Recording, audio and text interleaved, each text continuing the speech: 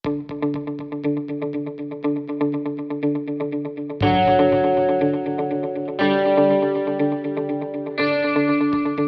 හැම වෙලාවටම පේනවද කොහොමද?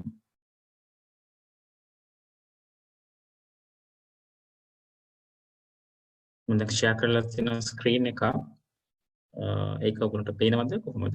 මම chat එකට පොඩ්ඩක් දාන්න ඒක කන්ෆර්ම් කරගන්න. එහෙනම් හරි අද අපේ මාතෘකාව නඩකින්න පිරිවැය හැසිරීම හා පිරිවැය පරිමා ලාභ විශ්ලේෂණය කියන මාතෘකාව. මේ මාතෘකාවට අදාළව විෂය කර්ම යටතේ අපිට හදාරන්න වෙනවා විචල්්‍ය පිරිවැයම් කියන්නේ මොකක්ද? ස්ථාවර පිරිවැය කියන්නේ මොකක්ද? සහ ඒ අතර තියෙන සම්බන්ධතාවය සහ අපිට ගණනය කිරීම කරන්න තියෙනවා දායක විකුණුම් අනුපාත ඒ වගේම දායකය කියන්නේ මොකක්ද යනාදී වශයෙන් ගණනය කිරීම වෙනවා paper 2 එකේ සහ paper 1 එකේ. So අපි බලමු මේ අද එන ඩිස්කෂන් එකේදී කොහොමද අපි මේ පිළිබඳ අපේ වැඩිදුර අධ්‍යයනය කරන්නේ. හරිද? මම මෙතනදී උපකල්පනයක් කරනවා ඔයගොල්ලන්ට මේ සම්බන්ධයෙන් කිසිදු දැනුමක් නැහැ කියලා. ඒ උපකල්පනය මත තමයි තා සරලව මම මේ සාකච්ඡාවත් ආරම්භ කරන්නේ. හරි. මේක පොඩ්ඩක් අපි කියවමු. අපිට මුලින්ම දැනගන්න ඕනේ විචල්්‍ය පිරිවැය කියන්නේ මොකක්ද කියලා. ජේසන් සමාගම J-Sound යන වෙළඳ නාමය යටතේ ස්ටීරියෝ ශබ්ද පද්ධති නිෂ්පාදනය කරයි. ස්ටීරියෝ සඳහා වන කොටස් බාහිර සැපයුම්කරුවකින් ඒකකයකට රුපියල් 10කට මිලදී ගනු ලබයි. කියන්නේ එක ඒකකයක් රුපියල් 10ක් තමයි වෙන්නේ. එක ඒකකයක පිරිවැය රුපියල් 10යි. ඒක ඇවිල්ලා කොන්ස්ටන්ට් ෆිගර් එක. ඒකක සංඛ්‍යාව වැඩි වෙද්දී පිරිවැය වැඩි වෙනවා. ඒක තමයි අපි කියන්නේ විචල්්‍ය පිරිවැය කියලා. පැහැදිලිද? අපි හිතමු අපි 10000ක් නිෂ්පාදනය කරනවා නම් අපේ ඒකක පිරිවැය වෙන්නේ රුපියල් ලක්ෂයක්. අපි 20000ක් නිෂ්පාදනය කරනවා නම් සමාන මුළු පිරිවැය වෙන්නේ රුපියල් ලක්ෂයක්. අපි 20000ක් නිෂ්පාදනය කරනවා නම් මුළු පිරිවැය වෙනවා 20000 ලක්ෂ දෙකක්. අපි 30000ක් නිෂ්පාදනය කරනවා නම් මුළු පිරිවැය වෙනවා රුපියල් ලක්ෂ 3ක්. ඒකක සංඛ්‍යාව වැඩි වෙද්දී ඒහා සමානුපාතිකව මුළු පිරිවැය වැඩි වෙනවා නම් අපි ඒකට කියනවා විචල්්‍ය පිරිවැය කියලා. මුළු විචල්්‍ය පිරිවැය ප්‍රස්ථාරය තමයි ඔබ මේ එතනින් දක්වලා තියෙන්නේ. පැහැදිලිද? එතකොට ඒකක සංඛ්‍යාව වැඩි වෙද්දී මුළු පිරිවැය වැඩි වෙනවා. ඒකක සංඛ්‍යාව අඩු වෙද්දී මුළු පිරිවැය අඩු වෙනවා. පැහැදිලිද? ඒකට අපි කියනවා විචල්්‍ය පිරිවැය කියලා.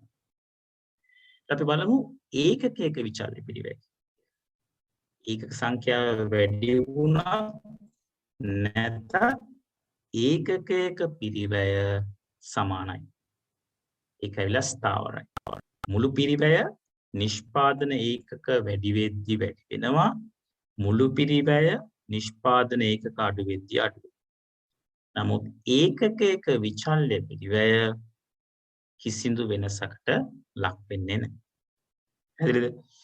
නිෂ්පාදන ප්‍රමාණය වැඩි කරත් අඩු කරත් ඒකකයක පිරිවැය ඒකකයක විචල්්‍ය පිරිවැය එක අගයක් සඳහා ගන්න. පැහැදිලිද? අපි ගණනය කිරීම කරොත් මේ ප්‍රස්ථාරයක් අපි භාවිතා කරොත් මුළු විචල්්‍ය පිරිවැය හැසිරෙන්නේ මෙන්න මේ ආකාරයට ඒකක පිරිවැය එන්නේ මේ ආකාරයට. පැහැදිලිද? නිපදවන ඒකක සංඛ්‍යාව වැඩි වෙද්දී මුළු ඍජු ද්‍රව්‍ය පිරිවැය වැඩි වෙනවා. නමුත් ඒකකයක ද්‍රව්‍ය පිරිවැය නිෂ්පාදන සංඛ්‍යාව කීය වුණත් ඒකේ කිසිදු වෙනසක් නැහැ. ඔයගොල්ලෝ දැන් දන්නවා විචල්්‍ය පිරිවැය කියන්නේ මොකක්ද? ඒකක විචල්්‍ය පිරිවැය කියන්නේ මොකක්ද කියලා. හරිද? හරි දැන් අපි එනවා අනිත් මාතෘකාවට ස්ථාවර පිරිවැය. ස්ථාවර පිරිවැය කියලා කියන්නේ නිෂ්පාදනය කළත් නැතත් ඒකක සංඛ්‍යාවක් නිෂ්පාදනය කළත් නැතත් ස්ථාවරව පවතින පිරිවැයට අපි කියනවා ස්ථාවර පිරිවැය. ABC කම්හලේ නිෂ්පාදන අධීක්ෂක වන්නේ ජෝන් සෝවිසිය. ඇයට වසරකට රුපියල් 75000ක් පඩියක් ගෙවනවා. මේ බලාගාරය සුවඳ විලවුන් බෝතල් 50000 සිට ලක්ෂ 3 දක්වා නිෂ්පාදනය කරයි. එතකොට මෙවැනි අවස්ථාවක් යටතේ අපි බලමු ඒකකයක පිරිවැය කීයද කියලා.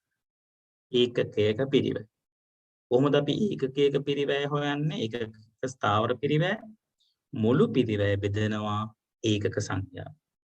75000 50000න් බෙදුවම අපිට එනවා 1.5. 75000 ලක්ෂයෙන් බෙදුවම එනවා අපිට 775. 75000 1,50,000න් බෙදුවම අපිට එනවා 750. 75000 ලක්ෂ දෙකෙන් බෙදුවම එනවා 737.5. 75000 2,50,000න් බෙදුවම එනවා 730. 75000 ලක්ෂ 3න් බෙදුවම අපිට එනවා 725. ඒකක සංඛ්‍යාව වැඩි වෙන්න ඒකකයක නිෂ්පාදන පිරිවැය ඒකකයක ස්ථාවර නිෂ්පාදන පිරිවැය අඩු වෙනවා. නමුත් මුළු නිෂ්පාදන පිරිවැය එක් අගයක් ගන්නවා. ඒක කිසිදු වෙනසකට භාජනය වෙන්නේ නැහැ. අපි බලමු මේක ප්‍රස්ථාරිකව කොහොමද නිරූපණය කරන්න කියලා. මුළු පිරිවැය කිසිදු වෙනසක් වෙන්නේ නැහැ. එයාගේ පඩිය 75000යි බෝතල් ලක්ෂයක් නිෂ්පාදනය කරත් 2 ලක්ෂයක් නිෂ්පාදනය කරත් ලක්ෂ 3ක් නිෂ්පාදනය කරත් බිඳුවක් කියන්නේ නිෂ්පාදනයක් නොවුනත් අපි යාගේ පඩිය ගෙවන්න බැඳිලා ඉන්නේ. ඒකකයක ස්ථාවර පිරිවැය ඒකක සංඛ්‍යාව වැඩි වෙද්දී අඩු වීමකට මේ ටික පැහැදිලිද? අපි ඉගෙන ගත්තා විචල්්‍ය පිරිවැය කියන්නේ මොකක්ද? ස්ථාවර පිරිවැය කියන්නේ මොකක්ද? පැහැදිලිද? හරි. දැන් අපි යමු මිශ්‍ර පිරිවැය කියන එක. මිශ්‍ර පිරිවැය කියලා කියන්නේ එහෙම නැත්නම් අපි කියනවා මිශ්‍ර පිරිවැය කියන්නේ ඒකේ තියෙන කොම්පොනන්ට්ස් දෙකක්. ඒ කියන්නේ මුළු පිරිවැය කොටස් දෙකකින් සමන්විත වෙනවා. එකක් ඇවිල්ලා ස්ථාවර පිරිවැය අනෙක් එක ඇවිල්ලා චල්්‍ය පිරිවැය. අපි නිකන් රෆ්ලි උදාහරණයක් ගත්තොත් එහෙම මොබිටෙල් සමාගම විසින් එවන ජංගම බිල්පතේ කොටස් දෙකක් තියෙනවා. එකක් ඇවිල්ලා ෆික්ස් කොස්ට් එකක්. ඒ කියන්නේ මන්ත්ලි මාසිකව ඔබ යම් කිසි ගාණක් ගෙවන රුපියල් 300ක් හරි 600ක් හරි 500ක්. ඊට අමතරව ඇමතුම් සඳහා අදාළ වන කාලය මත ඒගොල්ලොන් ඇමතුම් ගාස්තු තීරණය කරනවා. ඇමතුම් එන කාලය වැඩි වෙන්න ඒ ඇමතුම් ගාස්තුත් වැඩි වෙනවා. හරිද? සමහර විට ඕගොල්ලෝ ඔයා ඇමතුමක් නොගත්ත වෙන්න පුළුවන්. නමුත් ඔයා එතනදී ස්ථාවර පිරිවැය විදියට මාසිකව ගෙවන ගාණ ගෙවන්නම ඕන. ඒ අනුව තමයි වාට හැදෙන්නේ මුළු පිරිවැය කියන සංකල්පය. මේ පිරිවැයේ ස්ථාවර පිරිවැයකුත් තියෙනවා විචල්්‍ය පිරිවැයකුත් තියෙනවා. ඒතර මුළු පිරිවැය කියන එක කොටස් දෙකකින් සමන්විත වෙනවා. මුළු පිරිවැය කියන එක කොටස් දෙකකින් සමන්විත වෙනවා. පැහැදිලිද? හරි අපි දැන් බලමු මේක අපි කොහොමද ප්‍රස්ථාරයක දක්වන්නේ. එතන මේක පටන් ගන්නෙ 15000න්. එතනින් ඉඳන් ස්ටාර්ට් කරගෙන විචල්්‍ය පිරිවැයක් විදිහට සාමාන්‍ය විචල්්‍ය පිරිවැයක් ඉන්නේ බිඳුවේ. නමුත් මෙතනදී මේක පටන් ගන්නෙ 15000කින්. ඒ කියන්නේ මෙතන තියෙන කොටසට අපි කියනවා ස්ථාවර පිරිවැය. පැහැදිලිද? එතන මෙතන ඉඳන් උඩට එන කොටසට අපි කියනවා විචල්්‍ය පිරිවැය. මේ මිශ්‍ර පිරිවැය සමහර විට අපිට කියනවා අර්ධ විචල්්‍ය හෝ අර්ධ මිශ්‍ර වියදම් ලෙස හඳුන්වන්න පුළුවන්. පිරිවැය කළමනාකරන විශ්ලේෂණය සඳහා සාමාන්‍යයෙන් මිශ්‍ර පිරිවැය ඒවායේ ස්ථාවර සහ විචල්්‍ය සංරචක වලට වෙන් කරන්න ඕන. පැහැදිලිද? ඒතර අපි මුළු පිරිවැය අපි කොටස් දෙකකට වෙන් කරන්න ඕනේ. විචල්්‍ය කීයද? ඒකකයක විචල්්‍ය පිරිවැය කීයද සහ ස්ථාවර පිරිවැය කීයද වශයෙන්. හරි. ඒ සඳහා අපි භාවිත කරනවා හයිලෝ මෙතඩ් එක. හරිද? ඉහළ අඩු ක්‍රමය කියලා කියනවා. ඒතර මේ තුලින් තමයි අපි කොච්චරක් ස්ථාවරද කොච්චරක් විචල්්‍යද කියලා හඳුනා ගන්න. දැන් එන්න මේක තමයි දීලා තියෙන தත්ත්වය. මේ දීලා තියෙන தත්ත්වයන් ගත්තොත් අපිට එනවා අගෝස්තු මාසයේ තමයි වැඩිම නිෂ්පාදනය වෙලා තියෙන්නේ. අපි මොකද්ද කරන්නේ මේ වගේ தත්ත්වයක් ආවොත් එක්සෑම් එකේදී අපි බලනවා වැඩිම නිෂ්පාදන ප්‍රමාණය. ඒක අපි සසඳනවා අඩුම නිෂ්පාදන ප්‍රමාණයක්. මේ ටික ලියා ගන්නකො. ඒතර ලියන්න අගෝස්තු මාසය කියලා ලියන්න. නිෂ්පාදන ප්‍රමාණය ලියන්න 2100යි. මුළු පිරිවැය කියලා ලියා ගන්න 61500. අනික ඒවා අවශ්‍ය නැහැ. අපි බලන්නේ මොකක්ද? වැඩිම නිෂ්පාදන ප්‍රමාණය සහ ඊට අදාළ පිරිවැය, අඩුම නිෂ්පාදන ප්‍රමාණය සහ ඊට අදාළ පිරිවැය. මොන මාසෙද අඩුවෙන්ම නිෂ්පාදනය කරලා තියෙන්නේ? ඔක්තෝබර් මාසෙ. කොච්චරක් නිෂ්පාදනය කරලා තියෙනවද? 750. ඊට අදාළ පිරිවැය කීයද? 41250. පැහැදිලිද? අපි මොකද කරන්නේ?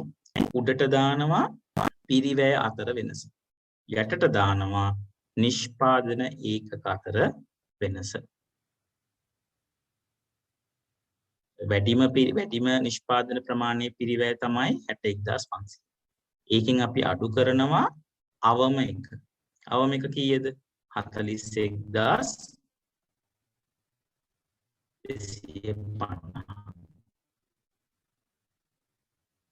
පැහැදිලිද?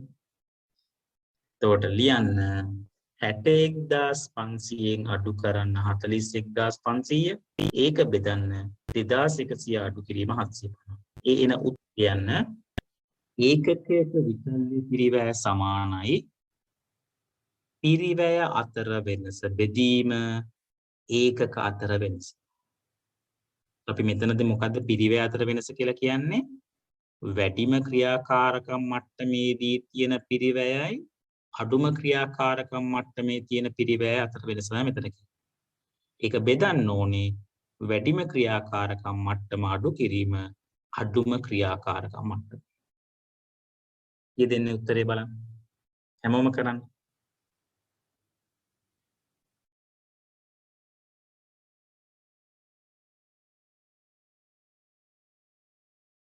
ඊ දෙන්නේ උත්තරේ.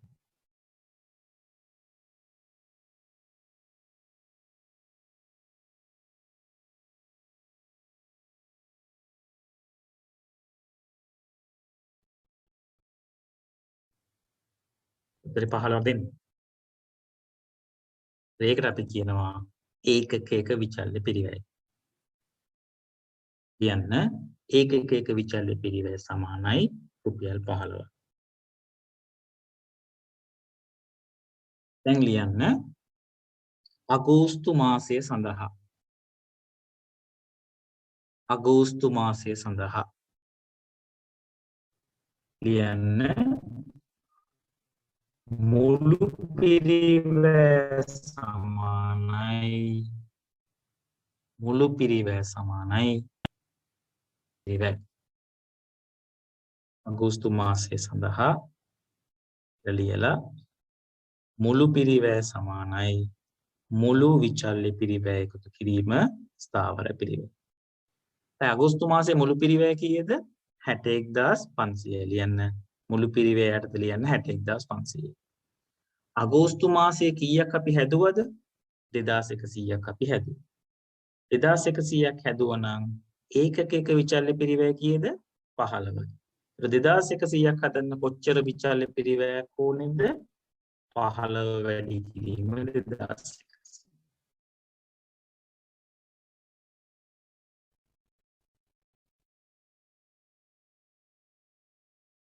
පැහැදිලිද? ඒ අනුව ස්ථාවර පිරිවැය ගණනය කරන්න. ඒ අනුව ස්ථාවර පිරිවැය ගණනය කරන්න.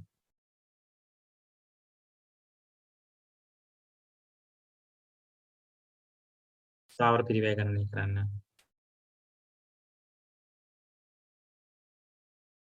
ස්ථාවර පිරිවැයනවා 30000.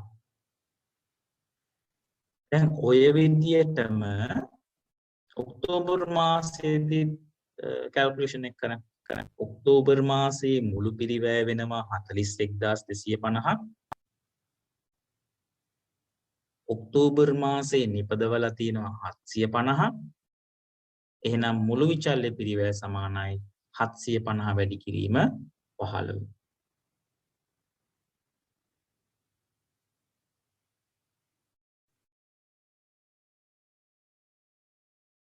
කීදෙනේ ෆික්ස් කොස්ට් එක ස්ථාවර පිරිවැය කීයක් එනවද ඒත් දෙන්නේ 30000යි ඒ කියන්නේ මොන මට්ටමකට ආදේශ කරත් උත්තරේ වෙන්නේ 30000 ඒ කියන්නේ මොකද්ද ස්ථාවර පිරිවැය නිෂ්පාදන සංඛ්‍යාව වෙනස් වෙද්දි වෙනස් වෙන්නේ නැහැ ස්ථාවර පිරිවැය සමානව පවතී ඔක පැහැදිලිද ස්ථාවර පිරිවැය වෙනස් වෙන්නේ නැහැ ඒක සමානව පවතී හරි දැන් ලියා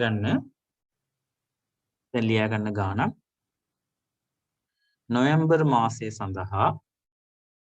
නොවැම්බර් මාසයේ සඳහා ඒකක 3000ක් නිෂ්පාදනය කිරීමට අපේක්ෂා කෙරේ. නොවැම්බර් මාසය සඳහා ඒකක 3000ක් නිෂ්පාදනය කිරීමට අපේක්ෂා කෙරේ.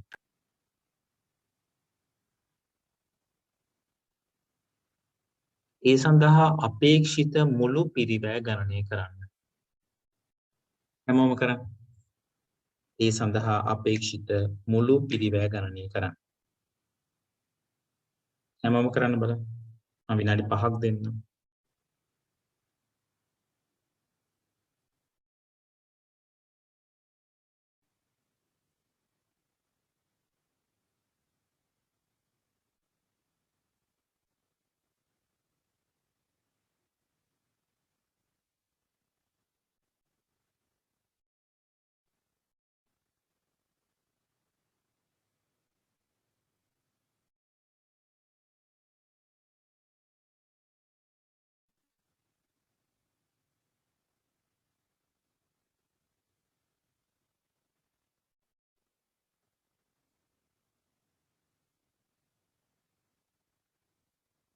ඉද උත්තරේ. වැරදුනාට කමක් නැහැ කරන්න. උත්සාහ කරන්න. අපිට වැඩි කාලයක් නැහැ මං හිතන්නේ විභාගෙට. accounts තියෙන්නේ 23යි 26යි.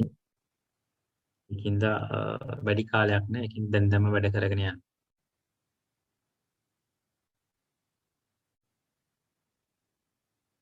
ඉද උත්තරේ. නොවැම්බර් මාසේ හදනවා ඒකක 3000ක්. ඒකක 3000ක් හදනවා නම් ඒකකයක පිරිවැය 15යි 15 වැඩි කරන්න 3000යි.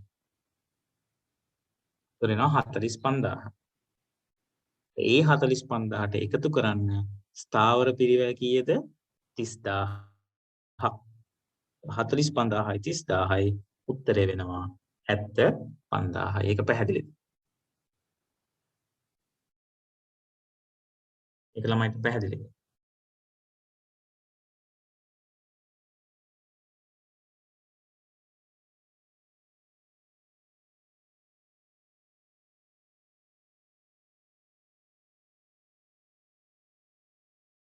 හරිද?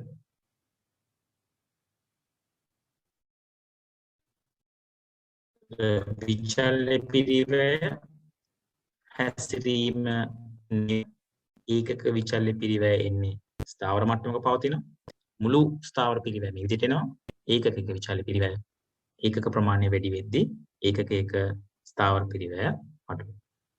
පැහැදිලිද? හරි.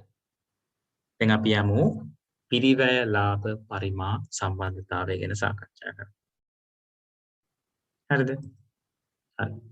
මේ සඳහා අපි ආදායම් ප්‍රකාශයක් පිළියෙල කරනවා. ඒතර සාමාන්‍යයෙන් ආදායම් ප්‍රකාශයක තියෙන්නේ ආදායමෙන් අපි අඩු කරනවා විකුණුම් පිරිවැය, ලාභ එනවා, වියදම් අඩු කරනවා, අමතර ආදායම් එකතු කරලා ලාභය ගන්නවා. නමුත් අපි කළමනාකරන ගිණුම්කරණයේදී පිරිවැය වර්ග දෙකක්.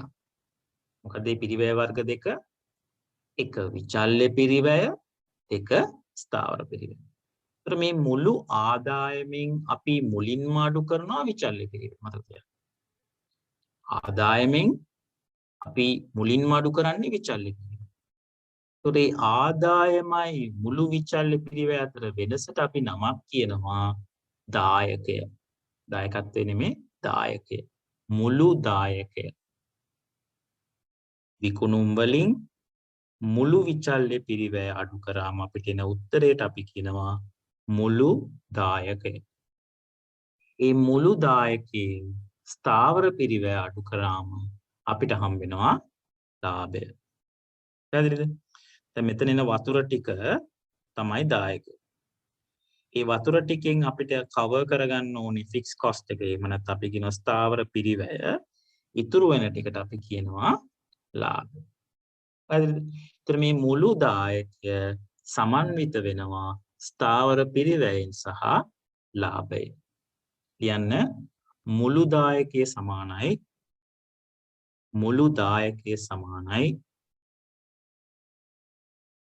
විකුණුම් අඩු කළ මුළු විචල්්‍ය පිරිවැය. විකුණුම් වලින් අඩු කරා මුළු විචල්්‍ය පිරිවැය. එහෙම නැත්නම් ලාභය එකතු කළා ස්ථාවර පිරිවැය. ඔය සමීකරණ දෙකෙන්ම හැදෙන්නේ මොකද්ද?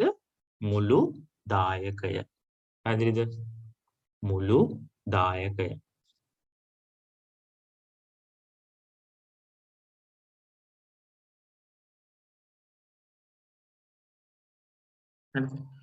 එතකොට විකුණුම් සමානයි විචල්්‍ය පිරිවැය එකතු කිරීම ස්ථාවර පිරිවැය එකතු කිරීම ලාභය. හරිද? විකුණුම් වලින් විචල්්‍ය පිරිවැය අඩු කරාම අපි කියනවා මුළු දායකය. විකුණුම් වලින් විචල්්‍ය පිරිවැය අඩු කරාම අපි කියනවා මුළු දායකය. පැහැදිලිද? මේක තමයි අපේ ආදායම් ප්‍රකාශය. හරි, දැන් අපි යනවා එක එක ගණනය කිරීම සඳහා. පැහැදිලිද? දැන් ලියන්න දායක විකුණුම් අනුපාතය සමානයි. මේක ලියා ගන්න. දායක විකුණුම් අනුපාතය සමානයි.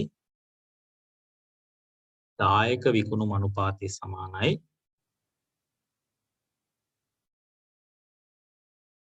මුළු දායකයේ බෙදීම මුළු විකුණුම්. මුළු දායකයේ බෙදීම මුළු විකුණුම්. මුළු දායකය ලක්ෂ 4යි. ඒක බෙදන්න මුළු විකුණුම් වලින් උත්තරේ 0.4යි. උත්තරේ 0.4යි හිතන 140. එනත තව සූත්‍රයක් තියෙනවා. ලියන්න ඒකකයක දායකයේ බෙදීම ඒකකයක විකුණුම් මිල. ඒකකයක දායකයේ බෙදීම ඒකකයක විකුණුම් මිල. මෙතනදී මුළු විකුණුම් තියෙනවා මිලියනයක්. ඒකක කීයක් විකුණලාද තියෙන්නේ? ඒකක 50000ක් විකුණලා තියෙනවා. මුළු විකුණුම් 1 මිලියනය බෙදන්න 50000න් උත්තර එනවා 20ක්.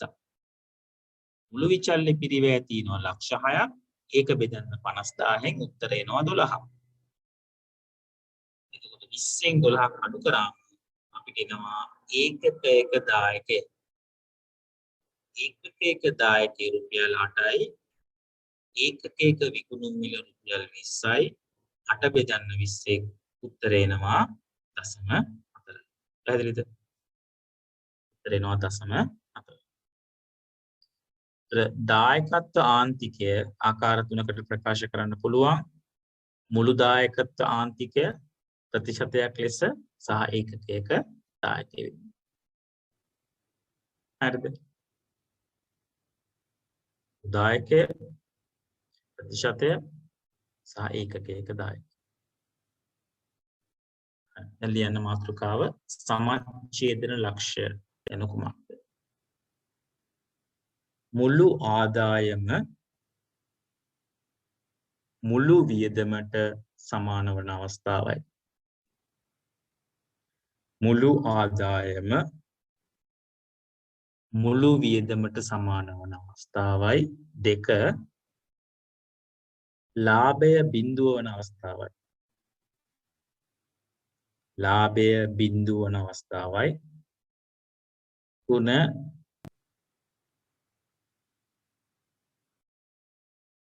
මුළු දායකය දායකයට තවත් නමක් තමයි සහභාගය කියන්නේ. මුළු දායකය එනත මුළු සහභාගය සමානයි ස්ථාවර පිරිවැය. ඔය අවස්ථා තුනටම සමච්ඡේදන ලක්ෂ්‍ය කියලා කියන්න පුළුවන්. ආදායම සමානයි වියදම වන අවස්ථාව, ලාභය සමානයි බිඳුව වන අවස්ථාව මුළු සහභාගී සමානයි ස්ථාවර පිරිවැය වන අවස්ථාව.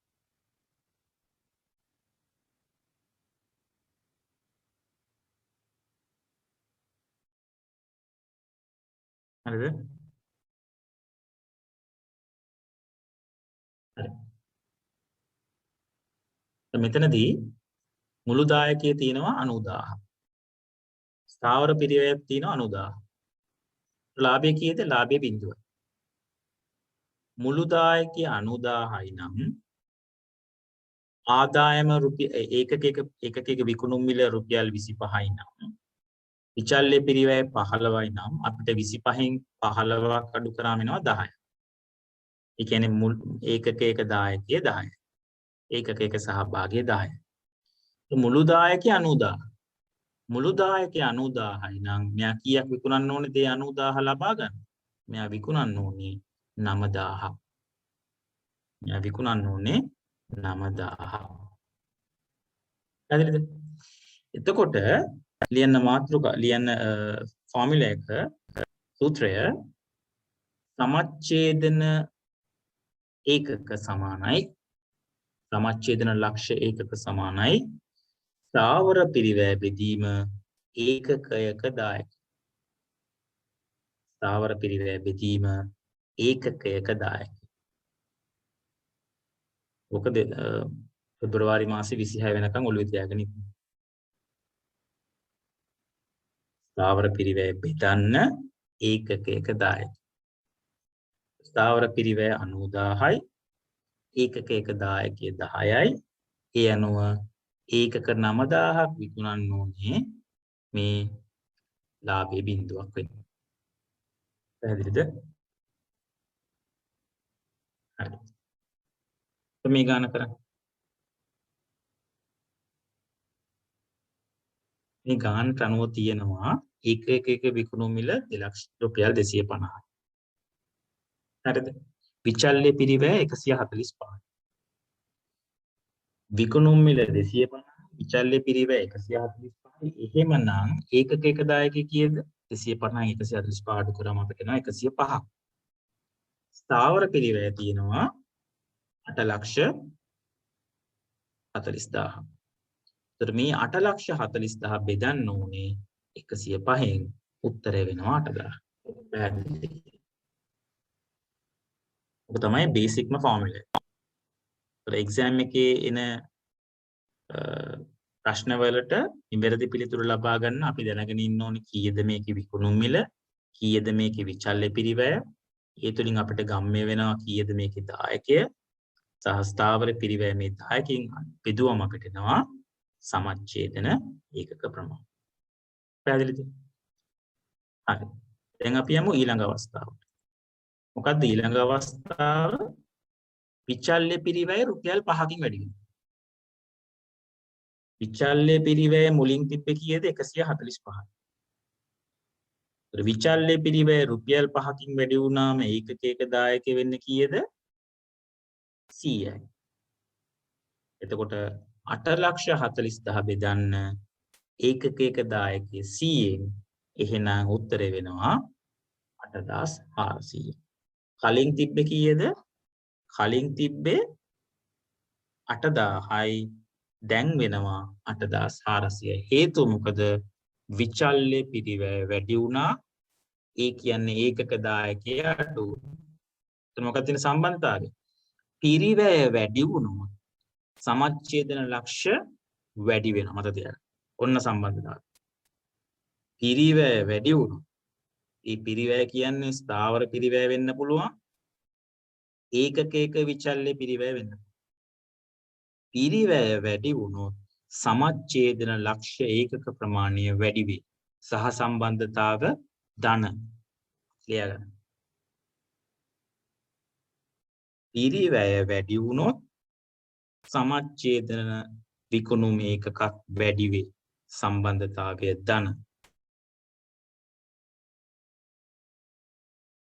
හරිද? විකුණුම් මිල වැඩි වුණොත් සමච්ඡේදන ඒකක අඩු වේ. සම්බන්ධතාවයේ ඍණ කියන්න. එතකොට පිරිවැයයි සමච්ඡේදන ලක්ෂ්‍ය අතර තියෙන ධන සහ සම්බන්ධතාවයක්.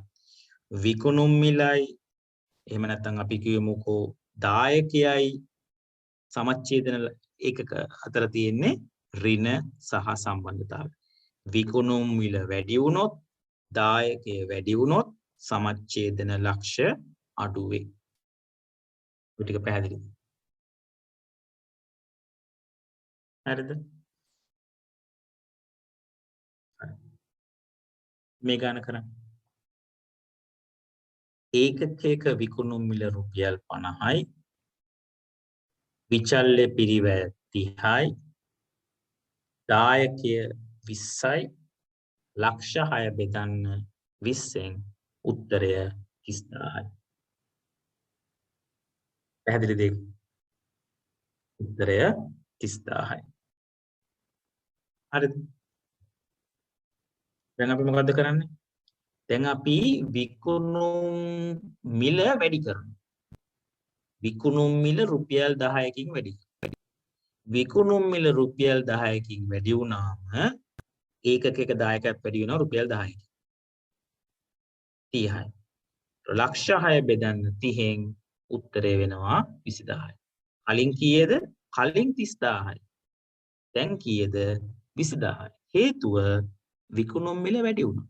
විකුණුම් මිල වැඩි වුණා නම් සමච්ඡේදන ඒකක අඩු වේ. 30000 20000 වුණා. හරිද? ඒ අනුව අපිට ගම්ම්‍ය වෙනවා පිරිවැය වැඩි වුණොත් සමච්ඡේදන ලක්ෂ්‍ය වැඩි වෙනවා. විකුණුම් මිල වැඩි වුණොත් දායකය වැඩි වුණොත් සමච්ඡේදන විකුණුම් අඩු වෙනවා. පැහැදිලිද?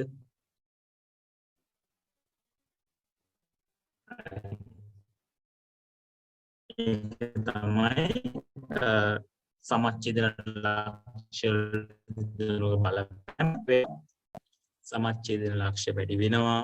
ස්ථාවර පිරිවැය වැඩි වුණොත් සමච්ඡේදනය වැඩි වෙනවා. ඒකක විකුණුම් මිල එහෙම නැත්නම් දායකය වැඩි වුණොත් සමච්ඡේදනය අඩු වෙනවා. ඔක ඔළුවේ තියාගෙන යන්න. පැහැදිලිද?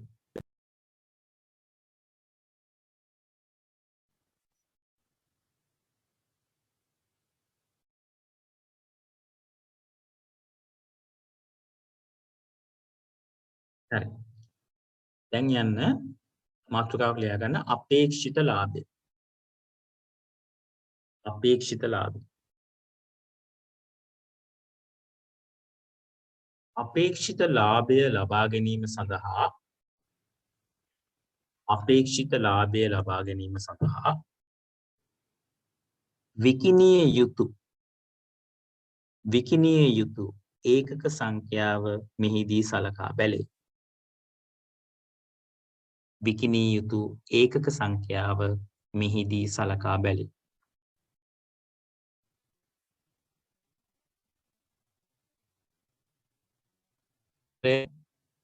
සමානයි ස්ථාවර පිරිවැය බෙදීම අපේක්ෂිත ලාභය ස්ථාවර පිරිවැය එකතු කිරීම අපේක්ෂිත ලාභය යටින් ඉරක් ඇඳලා ඒක බෙදන්න ඕනේ ඒකකයක දායකය. ඒකකයක දායකය.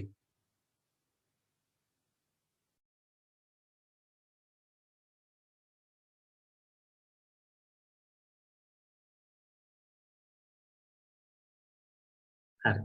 දැන් මෙතන ස්ථාවර පිරිවැය තියෙනවා ලක්ෂ 2ක්. ලබාගත යුතු ලාභය තියෙනවා ලක්ෂයක්. හරි. එතකොට ස්ථාවර පිරිවැයට ලාභය එකතු කරාම අපි කියන මොකක්ද ඒකට කියන්නේ? මුළු දායකය. මුළු දායකය. මුළු දායකය කීයද? ලක්ෂ 3යි. ඒ ලක්ෂ 3 බෙදන්න ඒකකයක දායකයෙක් ඒකක දායකය හොයාගන්නේ කොහොමද? විකුණුම් මිලෙන් අඩු කරන්න විචල්්‍ය පිරිවැය ඒකකයක. එන උත්තරේ වෙනවා ලක්ෂ 3 බෙදන්න 30න් උත්තරේ 10000යි. උත්තරේ 10000යි. ඒකට අපි කියනවා ඉලක්ක ලාභය. පැහැදිලිද?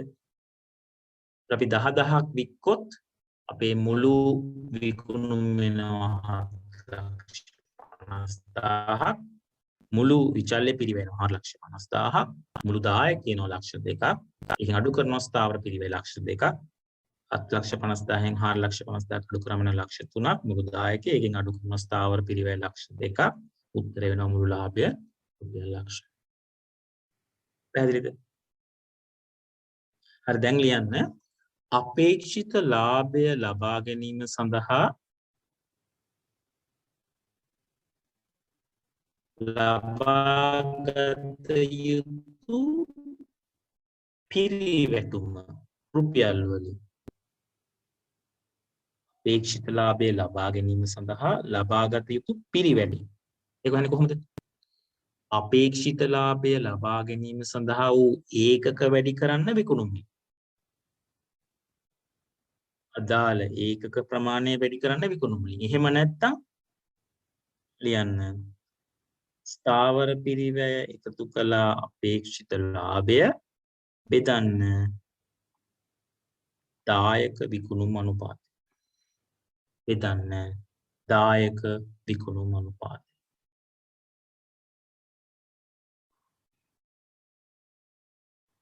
ඒතර සමච්ඡේදන රුපියල් වලින් ඇහුවොත් එහෙම සමච්ඡේදන ලක්ෂ රුපියල් වලින් එහෙම නැත්නම් සමච්ඡේදන පිරිවැටුම ඇහුවොත් එහෙම මොකද කරන්නේ? ස්ථාවර පිරිවැය බෙදන්න දායක විකුණුම් අනුපාතය. ස්ථාවර පිරිවැය බෙදන්න දායක විකුණුම් අනුපාතය. ටික පැහැදිලිද? සූත්‍ර ගොඩක් තියෙනවා මට තේරෙනවා. නමුත් මේ ටික කොහොම හරි කටපාඩම් කරන්නේ මේ අවබෝධයෙන් යන්න. හරි. දැන් අපි එනවා ප්‍රස්ථාර ප්‍රවේශය ගන්න. ප්‍රස්ථාර ප්‍රවේශයක් ගනිද්දී බොහෝ විට ප්‍රස්ථාර අඳින්න කියලා අහන්න තියෙන සම්භාවිතාව අඩුයි. නමුත් 2013 සහ සමහර අවස්ථාවලදී යම් ආකාරයක ස්කෙච් ඩයග්‍රෑම් එකක් අඳහන්න පුළුවන් වෙන්නත් පුළුවන්. වෙනත් බැරි කමක් නැහැ. හරිද? හරි බලමු මේ කොහොමද අඳින්නේ කියලා. ඒකකයක විකුණුම් මිල තියෙනවා රුපියල් 50යි.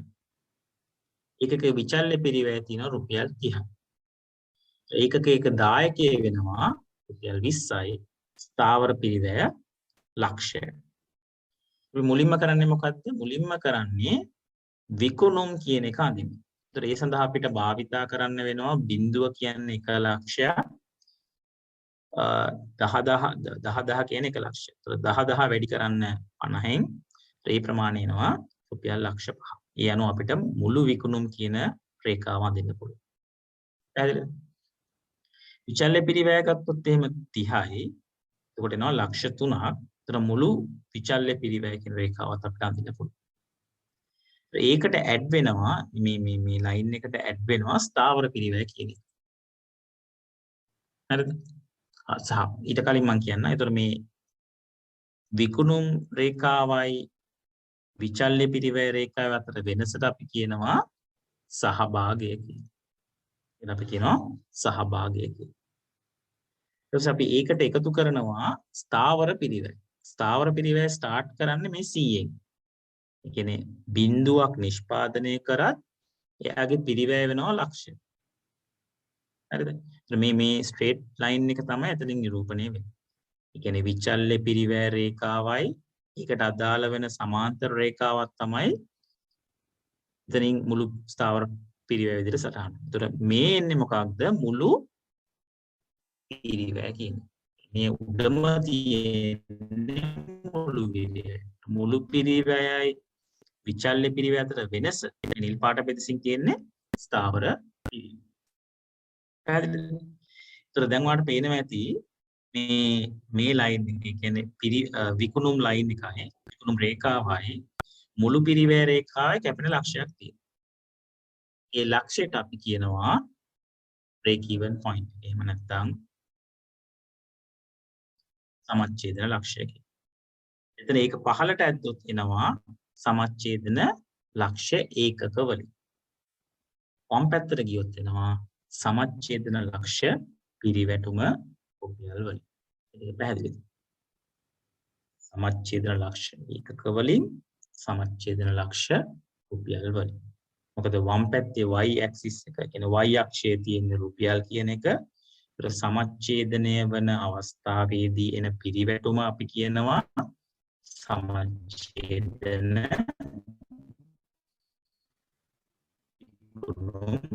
රුපියල් වලින් 5000 කියලා කියන්නේ සමච්ඡේද. හරි. ඕනට පේනම ඇති මේ සමච්ඡේදනයකින් දකුණු පැත්තට අදාළ කොටස අපි කියනවා මෙහෙයුම් ලාභ පෙදෙස කියලා. සමච්ඡේදනයේට වම් පැත්තට අදාළ කොටස අපි කියනවා මෙහෙයුම් අලාභ කොටස කියලා. මෙහෙයුම් ලාභ කොටස තියෙන්නේ සමච්ඡේදන ඒ පොයින්ට් එකෙන් දකුණු පැත්ත.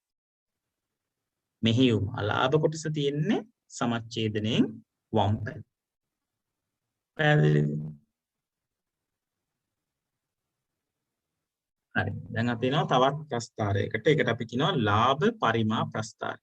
ඒතර මේකෙදි මොකක්ද තියෙන රේඛාව? ලාභ රේඛාව තමයි මෙතන තියෙන්නේ. මෙතන තියෙන්නේ ලාභ රේඛාව විතරයි. ඒකක බිඳුවක් නිෂ්පාදනය කරද්දී අපේ අලාභය කීයද?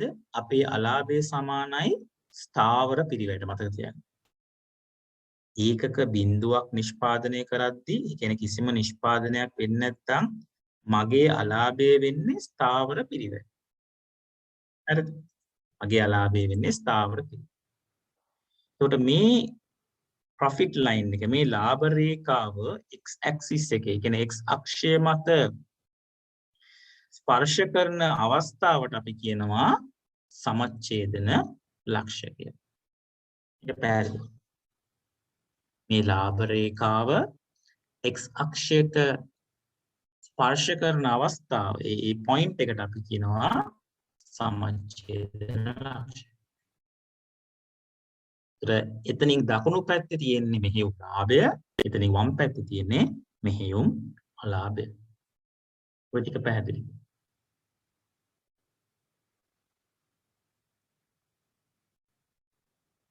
හරිද? ඊට අපි එනවා ආරක්ෂිත ආන්තිකය. ආරක්ෂිත ආන්තිකය කියලා ලියා ගන්න අලාභ ඇති නොවි යන්න අලාභ ඇති නොවි විකුණුම් පහත දැමිය හැකි ප්‍රමාණයයි. අලාභ ඇති නොවි විකුණුම් පහත දැමිය හැකි ප්‍රමාණය. කොහොමද ඒක අපි ගණනය කරන්නේ? සත්‍ය විකුණුම් ඒකක වලින් අඩු කරන්න, සත්‍ය හෝ අයවැයගත විකුණුම් ඒකක වලින් අඩු කරන්න සමච්ඡේදන විකුණුම් ඒකක. ඒකට උත්තරය ආරක්ෂිත ආන්තිකය විකුණුම් ඒකක වලින්. ආරක්ෂිත ආන්තිකය විකුණුම් ඒකක වලින්. ආරක්ෂික ආන්තිකයේ රුපියල් වලින් හෙව්වොත් එහෙම කොහොමද කරන්නේ?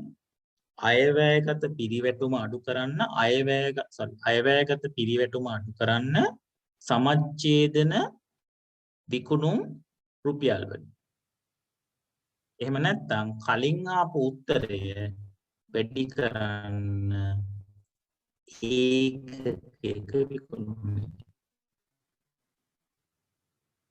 කලින් ආපු උත්තරය වැඩි කරන්න ඒකකයක විකුණුම.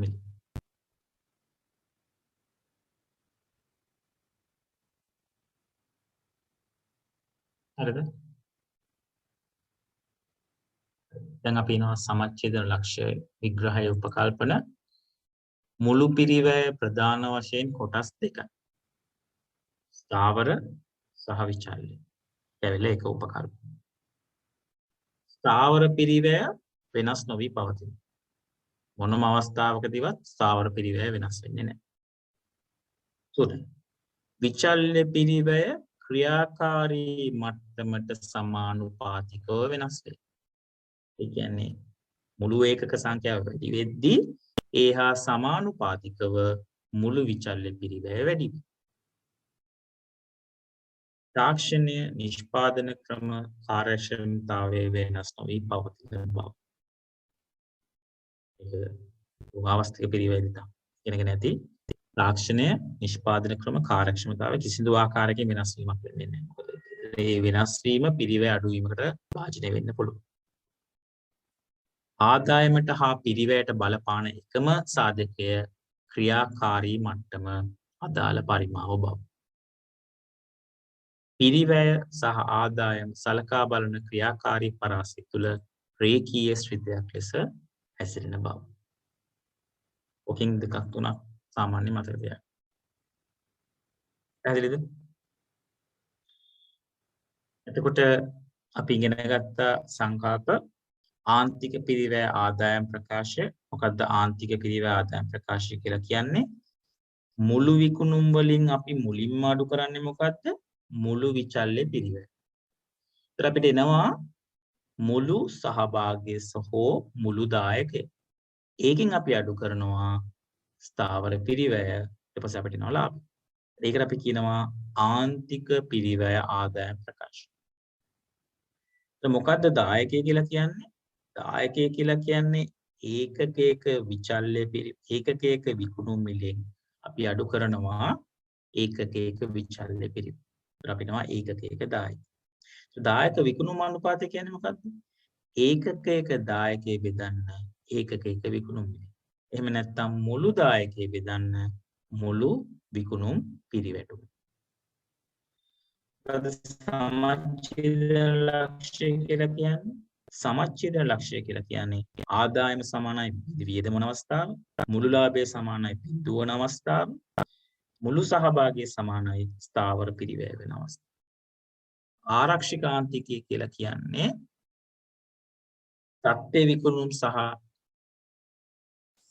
සමච්ඡේදන ඒකක අතර තියෙන වෙනස. ලාභය අපි කොහොමද කැල්කියුලේට් කරන්නේ? ආදායමෙන් අඩු කරනවා විකුණුම් විචල්්‍ය ආදායමෙන් අඩු කරනවා විචල්්‍ය පිරිවැය, මුළු දායකයනවා ඒකෙන් අපි අඩු කරනවා ස්ථාවර පිරිවැය. අපේක්ෂිත ලාභය හොයන්නේ කොහොමද? අපේක්ෂිත ලාභයක් ලබා ගැනීම සඳහා විකිණිය යුතු ඒකක සංඛ්‍යාව හොයන්නේ කොහොමද? ස්ථාවර පිරිවැයට එකතු කරන්න අපේක්ෂිත ලාභය බෙදන්න ඒකකයක දායකය. හරිද? ඒතර විකුණුම් මිල වෙනස් වීමේදී මොකක්ද ඇති වෙන වෙනස? සමච්ඡේදන ලක්ෂ්‍ය විග්‍රහයට විකුණුම් පරිමාව වෙනස් වීමේදී ඇති වෙන වෙනස අපි සාකච්ඡා කරමු. මේ ඉදිරිපත් කිරීම කොටස් දෙකකට එන්න පුළුවන්. සමීකරණ ප්‍රවේශයේ බොහෝ විට එන්නේ සමීකරණ ප්‍රවේශයේ 90ක් විතර. සමහර වෙලාවට ප්‍රස්තාර ප්‍රවේශයක් අහන්න බැරි කමක් නෑ. පැහැදිලිද? ඒතර මේ තියෙන්නේ ගුරුවත් පොතන අනුව තියෙන සම්බන්ධතාවය. විකුණුම් මිල අඩු වුණොත් දායකය අඩු වෙනවා. සමච්ඡේදන ලක්ෂ්‍ය වැඩි වෙනවා. ඒතර තියෙන්නේ ඍණ සහ සම්බන්ධතාවය. ආරක්ෂික ආන්තිකය අඩු වෙනවා. මොකද සමච්ඡේදන ලක්ෂ්‍ය වැඩි වෙනවා කියලා කියන්නේ අර ગેප් එක අඩු වෙනවා. ලාභය අඩු වෙනවා. විකුණුම් මිල වැඩි වුණොත් සමස්ත දායකයේ වැඩි වෙනවා. සමච්ඡේදන ලක්ෂ්‍ය අඩු වෙනවා. ආරක්ෂික ආන්තිකය වැඩි වෙනවා. ලාභය වැඩි වෙනවා. විකුණුම් පරිමාවයි සමච්ඡේදන ලක්ෂ්‍ය අතර කිසිදු සම්බන්ධතාවයක් නැහැ. හේතුව සමච්ඡේදන ලක්ෂ්‍ය ඒකක වලින් හොයන්න අපිට අවශ්‍ය වෙන්නේ විචල්්‍ය තුනයි. ස්ථාවර පිරිවැය, ඒකකයක විචල්්‍ය පිරිවැය, ඒකකයක විකුණුම්. මෙතන කියන්නේ විකුණුම් පරිමාව. විකුණුම් පරිමාවයි සමච්ඡේදන ලක්ෂ්‍ය අතර කිසිදු වෙනසක් කිසිදු kind of කියන්නේ සම්බන්ධතාවයක් නැහැ. එතකොට ඒක වෙනස් නොවේ. විකුණුම් පරිමාව අඩු වෙද්දී සමස්ත දායකය අඩු වෙනවා, ආරක්ෂිත ආන්තිකය අඩු වෙනවා, ලාභය අඩු වෙනවා. විකුණුම් පරිමාව වැඩි වෙද්දී සමස්ත දායක වැඩි වෙනවා, ආරක්ෂිත ආන්තිකය වැඩි වෙනවා, ලාභය වැඩි වෙනවා. මෙතන සාම්ප්‍රදායික සමච්ඡේදන ප්‍රස්තාරය. මෙතනදී මුලින්ම අඳිනවා මුළු ආදායම, ඊට පස්සේ තියෙනවා මුළු වියදම, ආදායම සහ මුළු වියදම අතර ඡේදන වෙන පොයින්ට් එකට අපි කියනවා සමච්ඡේදන ලක්ෂ්‍ය කියලා. සමච්ඡේදන පිරිවැටුම එනවා මෙතනින්, සමච්ඡේදන එක කියනවා මෙතන. මේ තියෙන සත්‍ය නිෂ්පාදන ප්‍රමාණය. සත්‍ය නිෂ්පාදන ප්‍රමාණයයි සමච්ඡේදන අතර වෙනසට අපි කියනවා ආරක්ෂික ආන්තිකයේ ඒකක වලින්. මේක කෙලිම උඩට ගියාම අපිට හම්බ වෙනවා මුළු ආදායම. මුළු ආදායම කියලා කියන්නේ සත්‍ය විකුණුම් ප්‍රමාණය. මේ තියෙන්නේ සමච්ඡේදන විකුණුම් රුපියල් වලින්. ඒ දෙක අතර වෙනසට අපි කියනවා ආරක්ෂිත ආන්තිකයේ රුපියල් වලින්. දැන් මේ ගණන් එන්න පුළුවන් මෙන්න මේ විදිහට. මේක AB කියලා දාලා මේ AB වලින් කියවෙන්නේ මොකක්ද කියලා අහන්න පුළුවන්. හරිද? එතකොට මේ පෙදෙස තමයි ලාභ පෙදෙස, මේ පෙදෙස තමයි අලාභ පෙදෙස. හරිද? එතකොට මේ මුළු විචල්්‍ය පිරිවැයයි ස්ථාවර පිරිවැය අතර වෙනසට අපි කියනවා විචල්්‍ය පිරිවැය. හරිද? දැන් එනවා දායක සමච්ඡේදන ප්‍රස්ථාරය. දායක සමච්ඡේදන ප්‍රස්ථාරයේදී මතක තියාගන්න ඉතින් වෙනස බලමු අපි. මෙතනදී විචල්්‍ය පිරිවැය කියලා වෙනම ලයින් එකක්. පළවෙනි එකේදී එහෙම එකක් නැහැ. සාම්ප්‍රදායික සමච්ඡේද ප්‍රස්ථාරයේදී එන්නේ මුළු විචල්්‍ය පිරිවැයයි මුළු පිරිවැයයි මුළු ආදායමයි ස්ථාවර පිරිවැය. මෙතන තියෙන රේඛා තුන. සාම්ප්‍රදායික සමච්ඡේදන ප්‍රස්ථාරයට අයත් රේඛා තුනක් තියෙනවා. මුළු ආදායම, මුළු පිරිවැය, ස්ථාවර පිරිවැය. අනික් එකේදී තියෙනවා මුළු පිරිවැයයි මුළු ආදායම. ඒකේ තියෙන්නේ විචල්්‍ය පිරිවැය රේඛාව.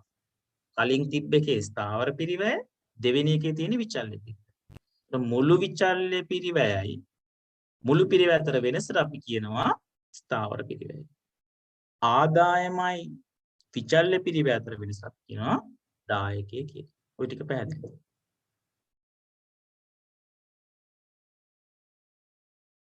මේ තියෙන්නේ ලාභ පරිමා සටහන. එතන තියෙන්නේ එක රේඛාවක්. මොකක්ද ඒ රේඛාව? ලාභ රේඛාව. ලාභ රේඛාව ස්ටාර්ට් වෙන්නේ මොන පොයින්ට් එකේද? ස්ථාවර පිරිවැය. ඒ කියන්නේ බිඳුවේදී අපි අලාභයක් ලබනවා. ඒ අලාභය සමානයි ස්ථාවර පිරිවැය. වම් පස කොටස අපි කියනවා අලාභ කොටස, දකුණු පස කොටස අපි කියනවා ලාභ ප්‍රමාණය. මේ පොයින්ට් එකට අපි කියනවා සමච්ඡේදන ලක්ෂණය. හරිද? මේ තමයි ඔයගොල්ලන්ගේ තියෙන සූත්‍ර ටික.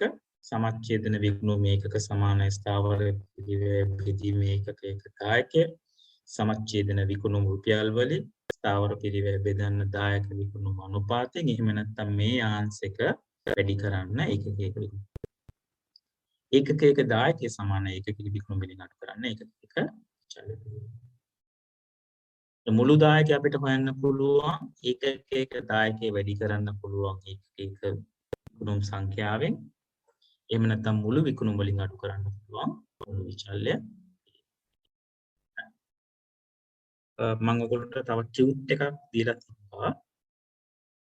ටියුට් එකේ ඔක්කොම ගණන් කරන්න අපිට කාලෙ පිළිබඳ ප්‍රශ්නයක් තියෙනවා. අපි පුළුවන් විදියට අවශ්‍ය කොටස් ටික සාකච්ඡා කරමු.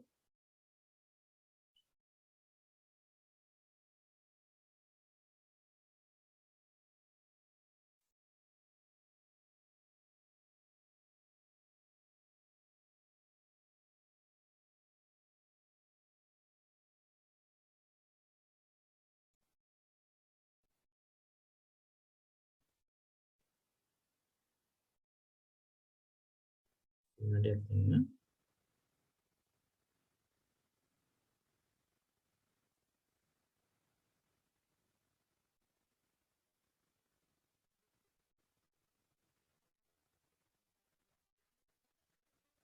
ප්‍රශ්න තියෙනවා නම් අහන්න පුළුවන්.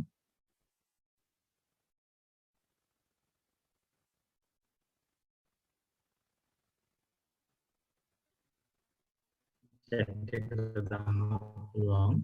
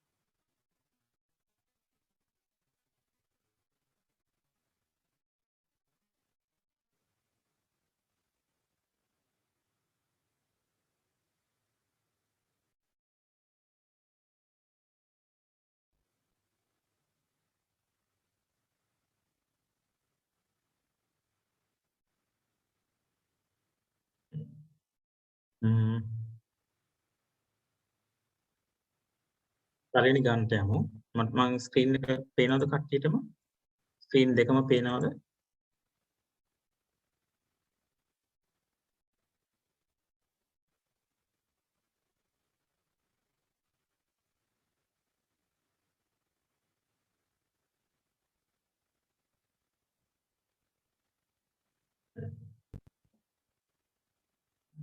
ගාන කියවන්නකෝ. හැමෝම ගාන කියවන්න. ගාන කියවන ගමන් අපි බලමු කොහොමද මේක අපි වඩාත් ඵලදායී ලෙස එක්සෑම් එකේ කරන්න කියලා.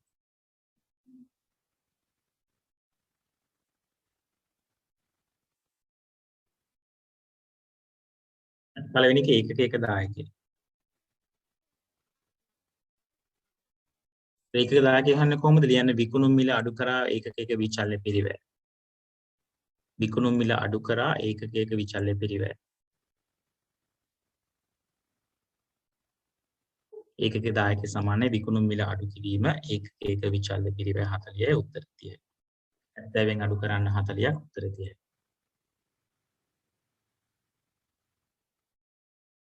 දෙක සමස්ත දායකය.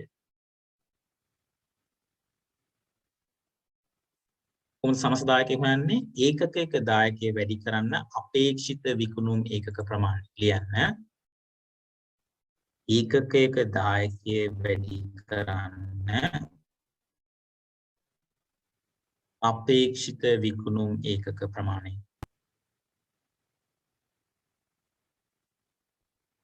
ඒ 4,50,000.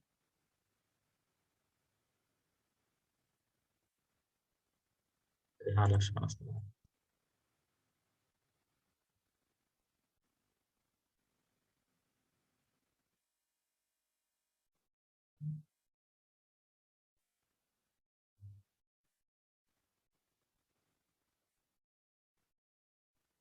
තුන. දායක විකුණුම් අනුපාතය. යන්න දායක විකුණුම් අනුපාතය සමානයි ඒකකයක දායකය බෙදීම ඒකකයක විකුණුම් මිල. ඒකකයක දායකය බෙදීම ඒකකයක විකුණුම් මිල. ඉහ බෙදන්න 70.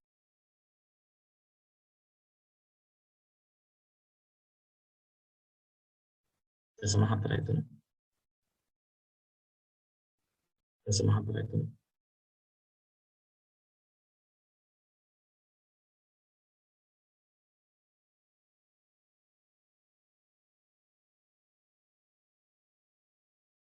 සමච්ඡේදන ලක්ෂ ඒකක වලින් සමච්ඡේදන ලක්ෂ ඒකක උදාහරණේ ස්ථාවර පිරිවැය බෙදන්න ඒකකයක දායකය. ස්ථාවර පිරිවැය බෙදන්න ඒකකයක දායකය. ස්ථාවර පිරිවැය කීයද? 3,30,000. ඒක බෙදන්න ඒකකයක දායකයෙන් රුපියල් 30න් උත්තර වෙනවා 11,000. වෙනවා 11,000.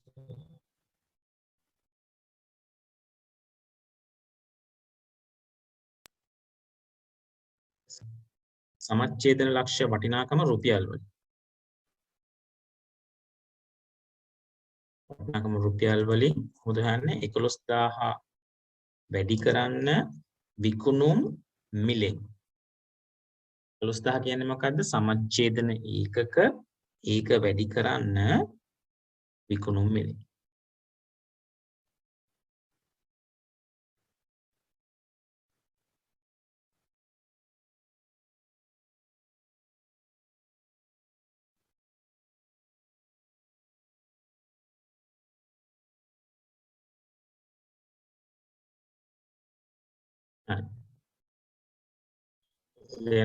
ආරක්ෂිත ආන්තිකයේ ඒකක.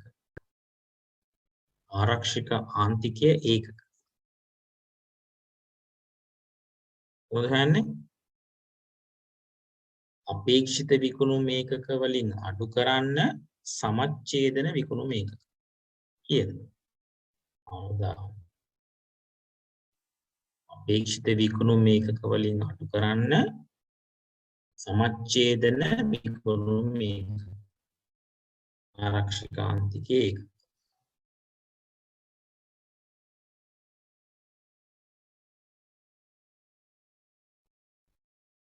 ආරක්ෂිත ආන්තිකයේ රුපියල් වලින් කොහොමද යන්නේ?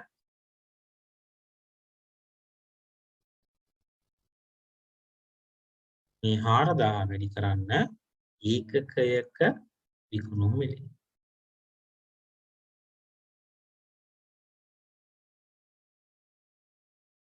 4000 වැඩි කරන්න ඒකකයක විකුණුම් මිලයි. මම ඕගොල්ලන්ට දැන් ප්‍රශ්නයක් දෙන්න. අපේක්ෂිත ඒකක 15ක් විකුණද්දී මට කැල්කියුලේට් කරලා කියන්න ලාභය කීයද කියලා.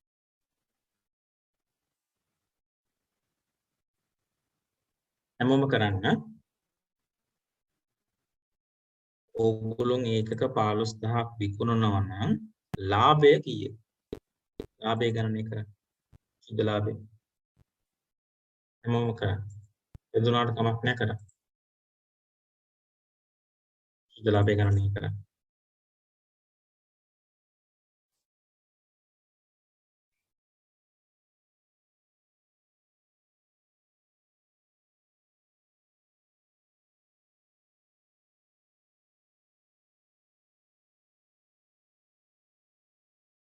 හැමෝම කරන්න කීයද කියලා කියන්න මට උත්තරේ.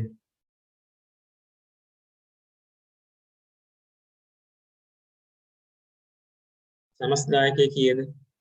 සමස්තදායකයේ අපිට ආවේ කීයද? 4,50,000. ඒ 4,50,000න් අඩු කරන්න ස්ථාවර පිරිවෙන. 1,20,000. ටික පැහැදිලිද?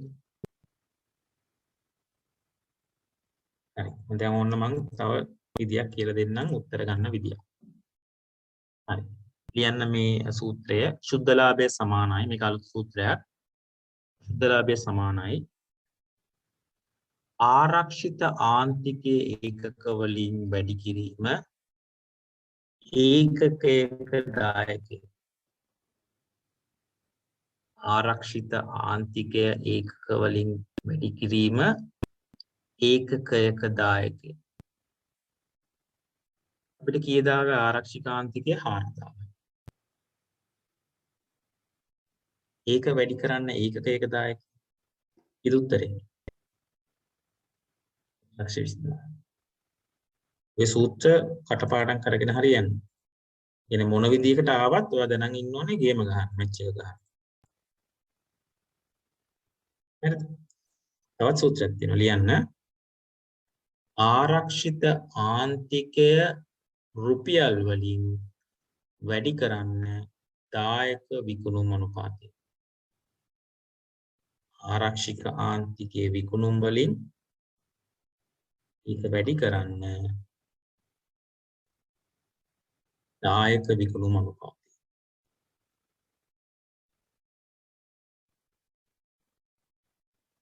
ලක්ෂ 80,000 වැඩි කරන්න 30න් බෙදන්න.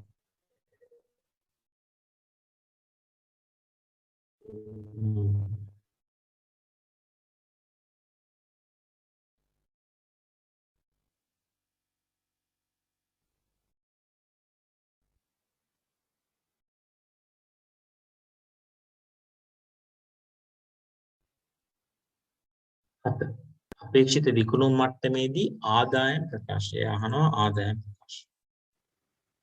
මුලින්ම ලියන්න විකුණුම් විචල්්‍ය පිරිවැය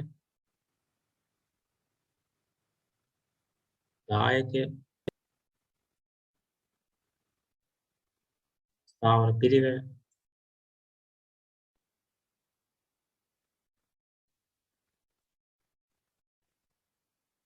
ලාභය.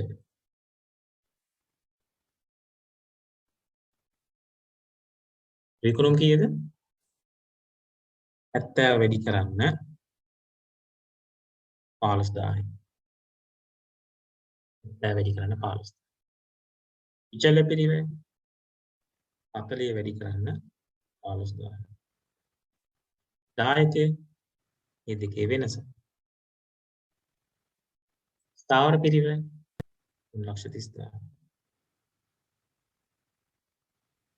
ලාභය 1,20,000. ටික පැහැදිලිද? ඔබ කියන්නේ ආදායම් ප්‍රකාශය.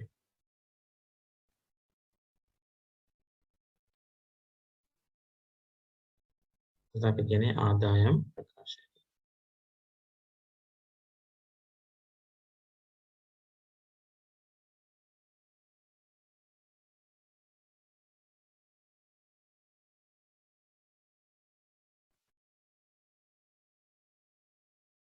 හරිද? ඊට අහනවා 90000ක ලාභයක් විකිණීමට ලැබීමට විකිණිය යුතු ඒකක ප්‍රමාණය. මොකද සූත්‍රය? අපේක්ෂිත ලාභය 90000. ඒකට එකතු කරන්න ස්ථාවර පිරිවැය 3,30,000. බෙදන්න ඒකකයක දායක.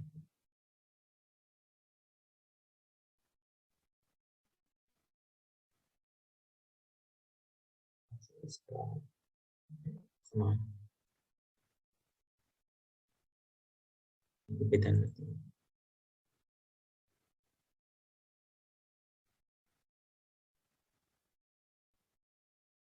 හදලා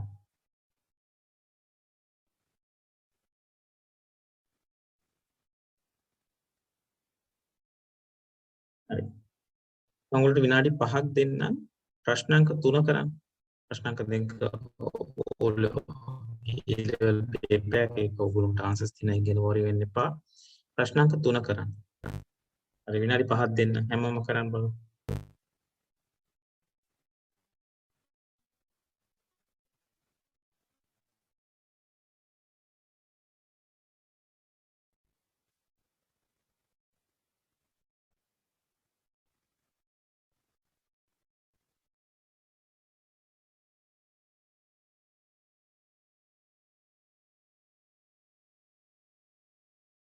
හැමෝම කරන්න.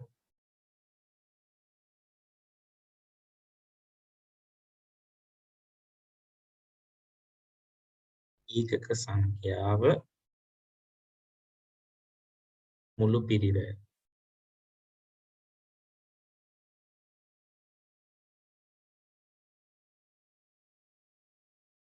ඒකක සංඛ්‍යාව මුළු පිරිවැය.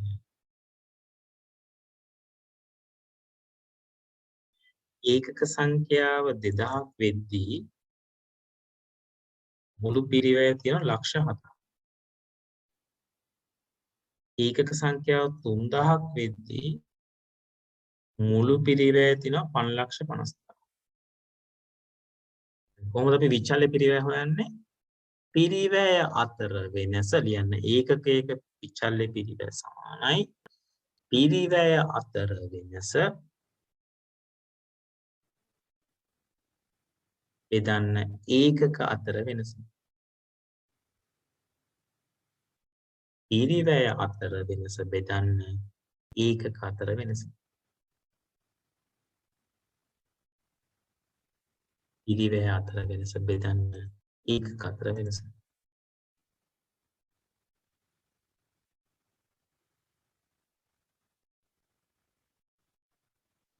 උත්තරය 150. ඒක පැහැදිලිද? උත්තරය 150යි.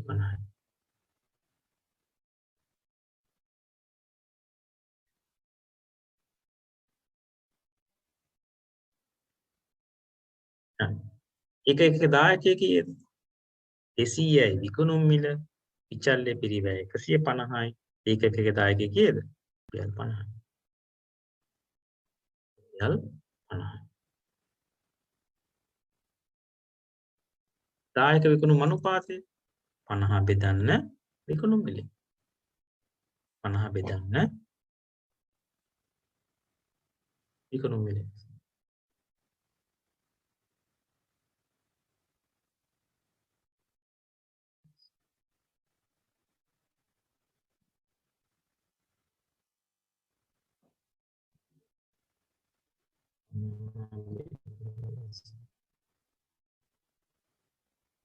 අනාදශයෙන් බෙදුවම 50 බෙදීම 200.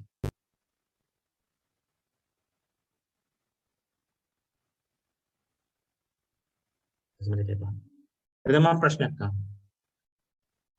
ලියන්න සමච්ඡේදන ඒකක ගණන. හොයන්න බලන්න. සමච්ඡේදන ඒකක ගණන.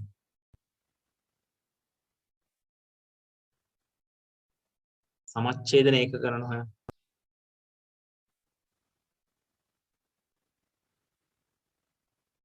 සමච්ඡේදන ඒකකරණ හොයන්න ඔයාට අවශ්‍ය වෙනවා ස්ථාවර පිරිවැය කීයද කියලා. ස්ථාවර පිරිවැය හොයාගන්නේ කොහොමද? ඒකකයක විචල්්‍ය පිරිවැය තියෙනවා 150.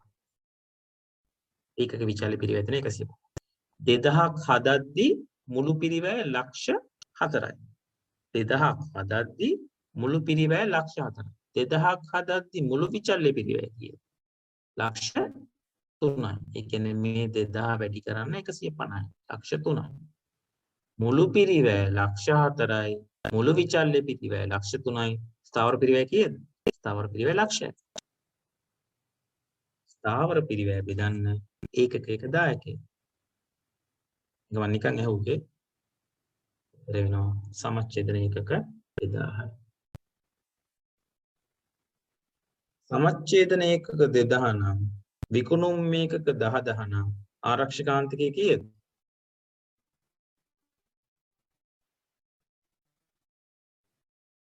10000 අඩු කරන්න 2000යි. දැන් ගණන් කරද්දි දැන් මෙතනදී අහලා තියෙන ප්‍රශ්න ටික තමයි මෙච්චරයි. නමුත් දැන් ඕගොල්ලෝ අයිලන්ඩ් රෑන්ක් එකක් වගේ ටාගට් කරනවා නම් ඩිස්ට්‍රික්ට් රෑන්ක් එක හොඳ රෑන්ක් එකක් ටාගට් කරනවා නම් මේ ගණන් විතරක් කරන්න යන්න එපා. මේ ගාණෙන් එන්න පුළුවන් තව මොනවාද ප්‍රශ්න ටික පුළුවන් පුරවකථනයක් කරන්න. මේක මයින්ඩ් එකේ හිතා ගන්න. මම මේ කරන්නේ දැන් මේ ගාණේ තියෙන ප්‍රශ්න තුනයි. නමුත් මේ ප්‍රශ්න මේ ගාණේ තියලා දීලා තියෙන ইনফরমේෂන් දීලා තියෙන තොරතුරු මත අපිට යම් තව ගණනය කිරීම කරන්න පුළුවන්. අන්න ඒ සඳහා කාලය මිඩංගු කරනවා. කියන්නේ වැඩි කියන්නේ එක්ස්ට්‍රා මයිල් එකක් යන්න හැමතිස්සෙම. එයා අහන දෙයට විතරක් උත්තර දෙන්න යන්න එපා. ඒ කියන්නේ පාස් පේපර්ස් හරි මොඩල් පේපර්ස් හරි කරද්දී ඕගොල්ලෝ තව ඉස්සරහට යන්න. මේ තියෙන තුලින් තව මොනවද අහන්න පුළුවන් ප්‍රශ්න පිළිබඳ යම් ආකාරයක අධ්‍යයනයක් කරන්න. අන්න ඒ ලෙවල් එකට එන්න බලන්න. හරිද? ආරක්ෂිකාන්තිකයේ තියෙනවා 8000. ඒකකවල. ආරක්ෂිකාන්තිකයේ 8000යි. එහෙනම් ලාභය කීයද? 10 වැඩි කරන්න ඒකක දායකය. ඒකක දායකය කීයද? 50යි. ඒකට මොකද අපි කැල්කියුලේට් කරන්නේ? ප්‍රොෆිට් එක. ඔන්න ලාභය. හරිද? මෙතන අහලා තියෙන ප්‍රශ්න තුන. නමුත් තව ප්‍රශ්න තුනක් අහන්න පුළුවන්. අන්න ඒ විදිහට මයින්ඩ් එක හදාගන්න. හරිද? හරි.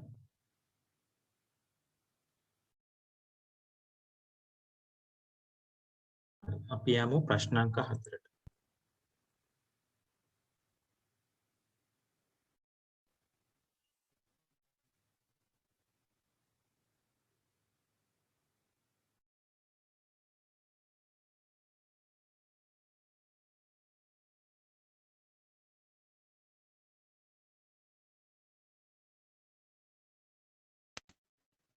තොරතුරු විශේෂිත පාවාහන් වර්ගයක් අලෙවි කරනු ලබන ලංකා සමාගම හා බැඳේ.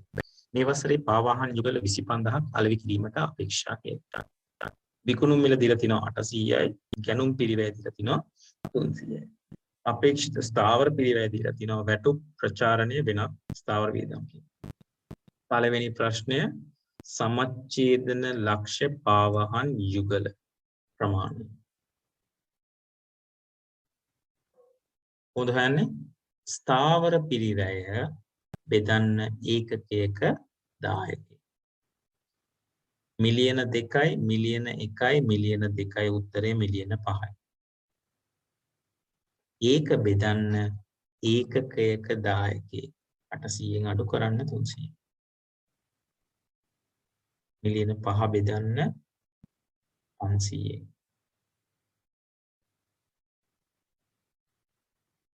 උත්තරේ 10000යි.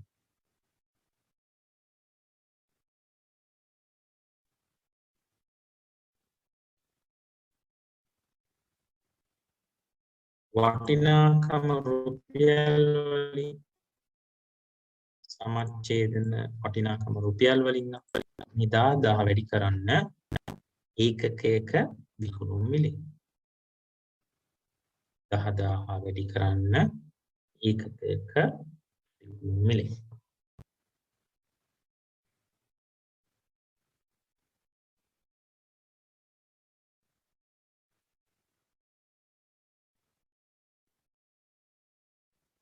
ආරක්ෂක ආන්තික ඒකක ආරක්ෂක ආන්තික ඒකක දැනට කොච්චර විකුණනවද 25000 සමච්ඡේදන ඒකක කීයද 10000යි එහෙනම් උත්තරය 15000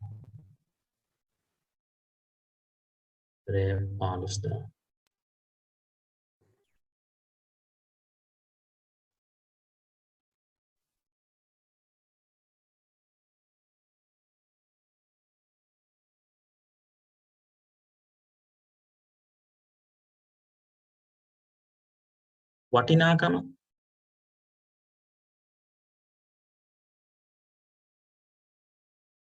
මොකද අපි ආරක්ෂකාන්තිකේ වටිනාකමින් හොයන්නේ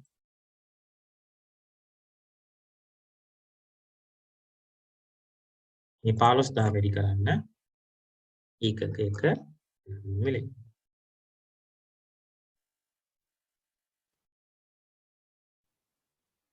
මේ 12යි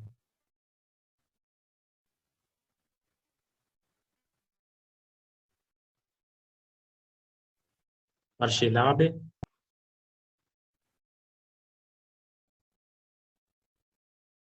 ආරක්ෂක ආන්තිකය ඒකක වලින් 15000යි ඒක වැඩි කරන්න ඒකකයේ දායකේ 15000 වැඩි කරන්න ඒකකයේ දායකේ දැන් වාර්ෂික ලාභය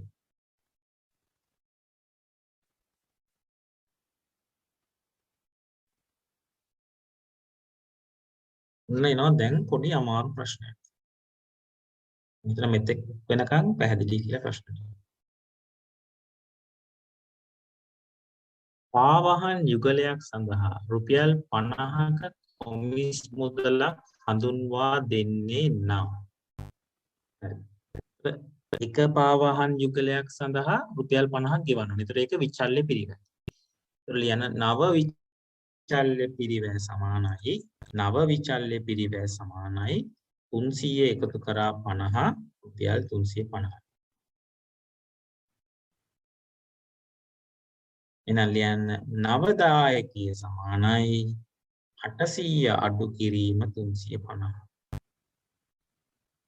නවදායකීය සමානයි 800 අඩු කිරීම 350. උර වාර්ෂික ලාභය කීයද ගන්න ඕනේ අපේක්ෂිත ලාභය මිලියන 4. අපි කොහොමද හොයන්නේ? මිලියන 4ක් හොයන්න ඕනේ අපිට. ඒ ස්ථාවර පිරිවැය ලක්ෂ 5 මිලියන 5යි. ඊටික බෙදන්න 450. ඒ කියන්නේ මිලියන 9ක් බෙදන්න 450යි. ඒකක නව දායකී මතක තියාගන්න ඒකක නව දායකී විචල්්‍ය පිරිවැය වැඩි වුණා. උත්තරේ 20000 යුනිට්ස්. යුග පාවහන් යුගල 20000ක් විකුණන්න ඕනේ ඔයාට මිලියන 4ක ලාභයක් ලබා ගන්න.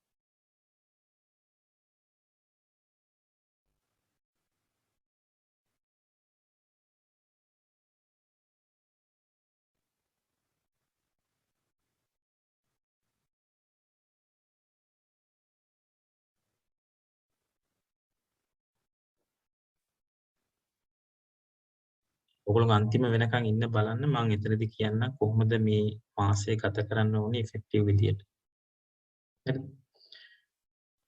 අද තමයි මගේ ලෙක්චර්ස් අවසන් වෙන්නේ. ඊට පස්සේ සමාගම් ගිණුම් කරන්නේ චන්න ගුණවර්ධන කිනස ඔහු සමාගම් ගිණුම් කරන්නේ සම්බන්ධයෙන් ඔයගොල්ලෝ දැනුවත් කරයි ඊළඟ දවසේ. මගේ ලෙක්චර් සීරීස් එක අදින් ඉවර කරනවා. ඊට පස්සේ ප්‍රශ්නය මේ වසරේදී ප්‍රචාරණය සඳහා අමතර රුපියල් මිලියන 3.1ක් දැරීමට සිදු වේ යයි සහ විකුණුම් මිල 5%කින් වැඩි වේ යයි යන උපකල්පනය කරනවා. යන නව ස්ථාවර පිරිවැය සමානයි නව ස්ථාවර පිරිවැය සමානයි මිලියන 5ට එකතු කරන්න මිලියන 3.1ක් දෙනවා මිලියන 8000 මිලියන 8.1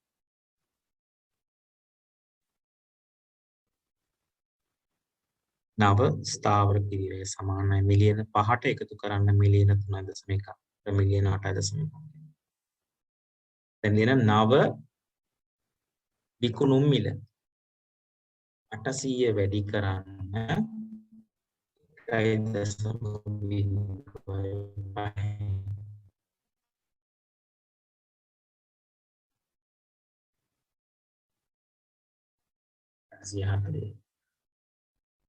විචල්්‍ය පිරිවැය වෙනසක් වෙන්නේ නැහැ. මේවා කියනවා වෙන වෙනම ස්වාධීනයි කියලා.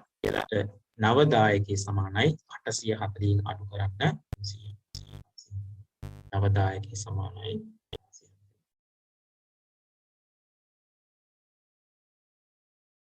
සමච්ඡේදන ඒකක සමානයි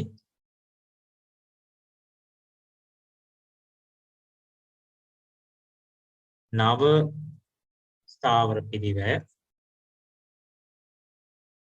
බෙදන්න නව දායකය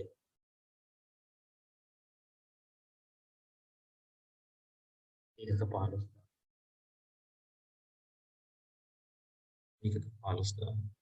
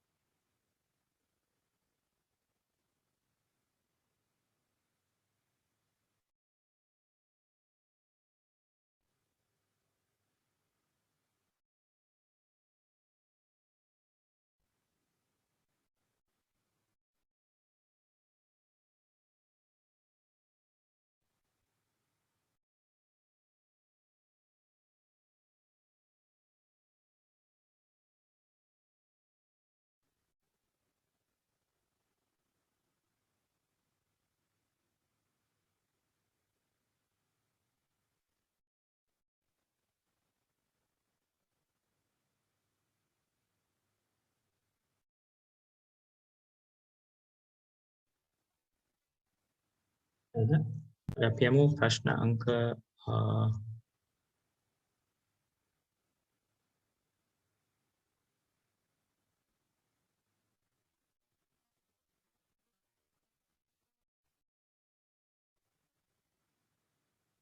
ප්‍රශ්න අංක 15ට යමු.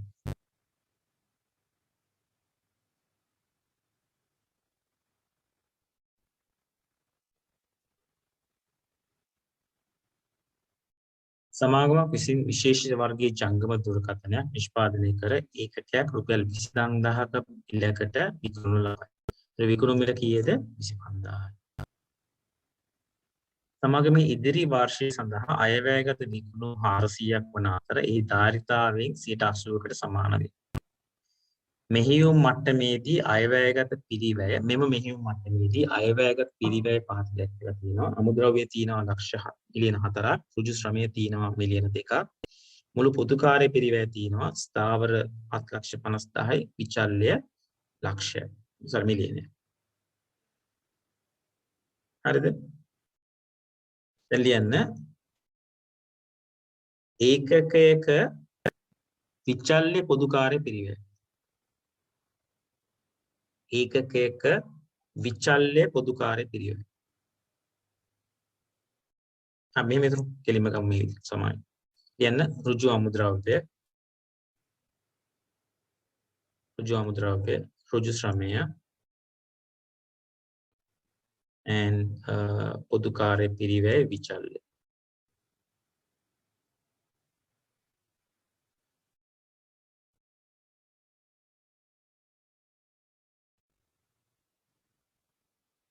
දැන් අපි ගණනය කරමු. අමුද්‍රව්‍ය තියෙනවා මිලියන 4ක්, මිලියන 2ක්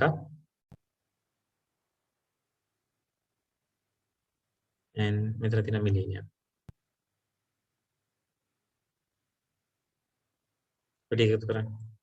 එනවා මිලියන 7ක් එනවා. හරිද? එතනදී ඒකක කීයද? ඒකක 400යි. යන ඒකකයක විචල්්‍ය පිරිවැය සමානයි ඒකකයක විචල්්‍ය පිරිවැය සමානයි මිලියන 7 බෙදන්න මිලියන 400.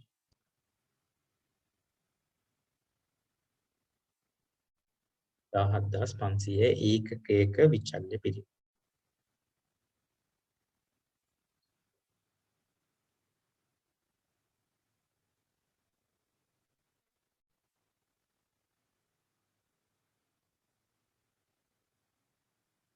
එක ඒකකයක 10යි.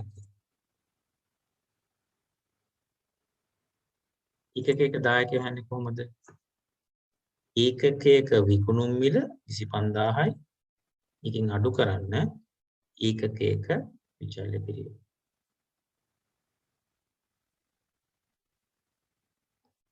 වෙනවා 7500.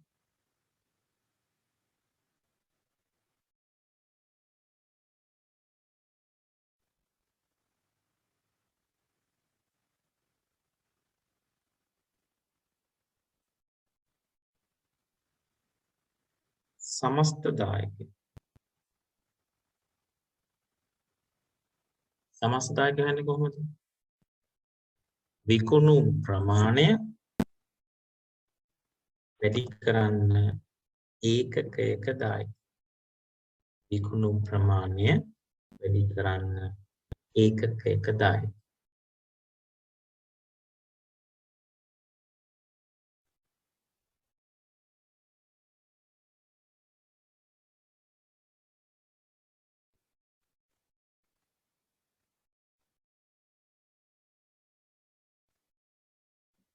දායක විකුණුම් අනුපාතය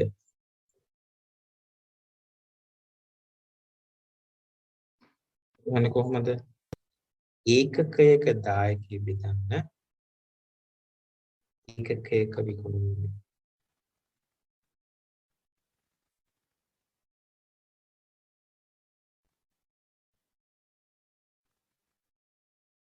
ඒකකයක දායකය බෙදන්න ඒකකයක විකුණුම්.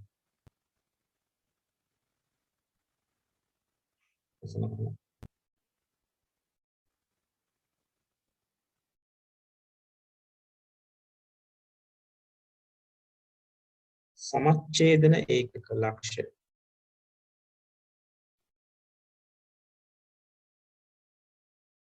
සමච්ඡේදන ඒකක ලක්ෂ.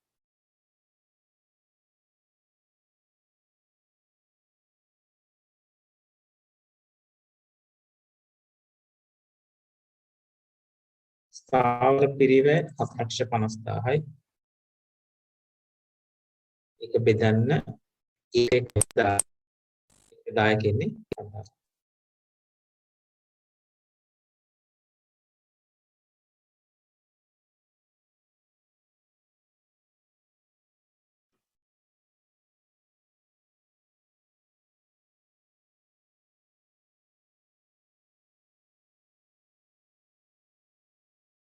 ආරක්ෂිත ආන්තිකයේ රුපියල්. ආරක්ෂිත ආන්තිකයේ ඒක වලින් ගණන් කරමු.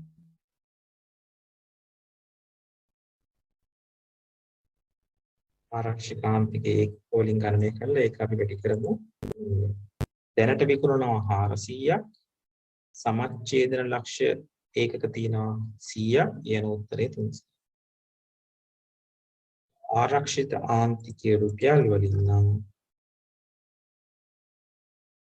ඒ amount එකේ ප්‍රමාණය අපි වැඩි කරනවා ඒකකයක විකුණුම මිල.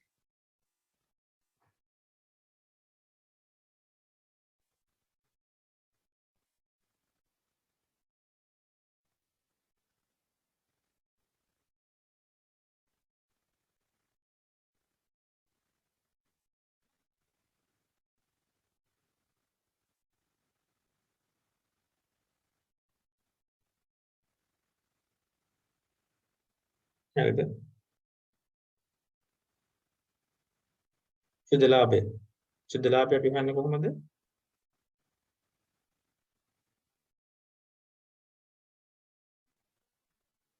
චුදලාභය හන්නේ ආරක්ෂිකාන්තික ඒකක වැඩි කරන්න ඒකකයක දායකය. ආරක්ෂිකාන්තික ඒකක වලින් තියෙනවා 300ක්.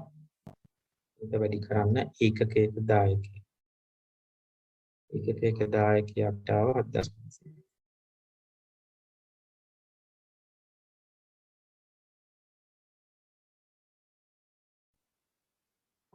හරි.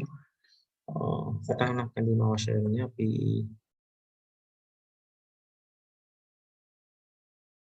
කියමු අන්තිමේකට විකුණුම් මිල 10%කින් අඩුවීම නිසා විකුණුම් ඒකක ගණන සමාගමේ සම්පූර්ණ ධාරිතාව දක්වා වැඩි වෙන්නේ නම් ලාභයේ වැඩිවීම හෝ අඩුවීම කොපමණද? මේක වැදගත් ප්‍රශ්නයක්. විකුණුම් මිල 10%කින් අඩුවීම නිසා නව විකුණුම් මිල කියලා ලියන්න. නව මිල 25000 වැඩි කරන්න ඊටම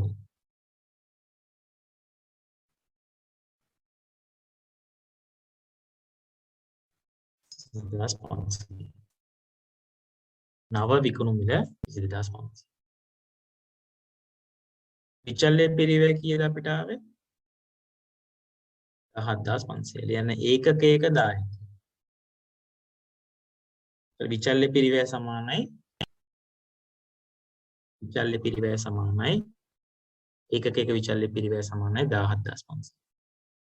ඒ අනුව ඒකකයක දායකී සමානයි 5000යි. ඒකකයක දායකී සමානයි 5000යි. දැනට භාවිතා වෙන කැපැසිටි එක තමයි 80%. 80%කදී කීයක් විකිනෙනවද? 80%කදී විකිනෙනවා 400ක්. 80%කදී විකිනෙනවා 400.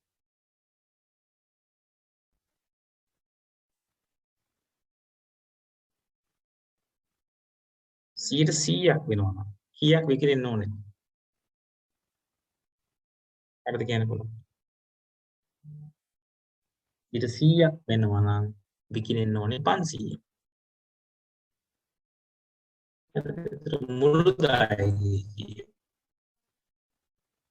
මුළු දායකයේ සමානයි 5000 වැඩි කරන්න 500. මුළු දායකයේ සමානයි මිලියන 2.5යි. ඒක අඩු කරන්න එකෙන් අඩු කරන්න ස්ථාවර පිරිවැය. අපි ලාභය ගණනය කරන්න ඕනේ. ලාභය ගණනය කරන්න ඕන නම් අපිට ස්ථාවර පිරිවැය අඩු කරනවා. එතකොට එනවා ලාභය. නව ලාභය සමානයි මිලියන 1.75යි. මිලියන 1.75. පැහැදිලිද? කලින් ලාභය කීයද? කලින් ලාභය මිලියන 2.25යි.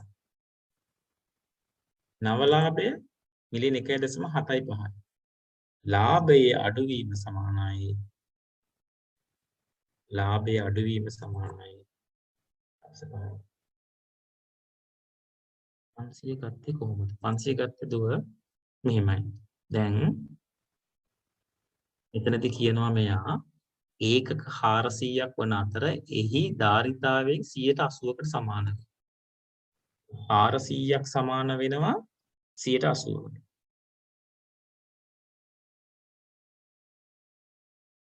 මේ ගණිතේ මේ ඇවිල්ලා ග්‍රේඩ් 9 වල එන ගණිතේ. හරිද? 100ට එකක් සමාන නම් මේක කොහොමද කරන්නේ? මායන්න.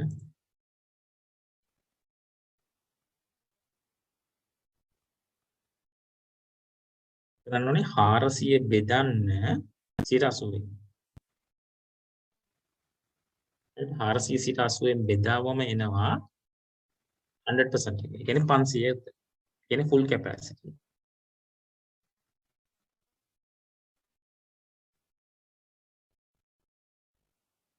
හරිද? 400 දශම 8ෙන් බෙදන්නකො නැත්තම්. 400 බෙදන්න දශම 8. ඒ 500.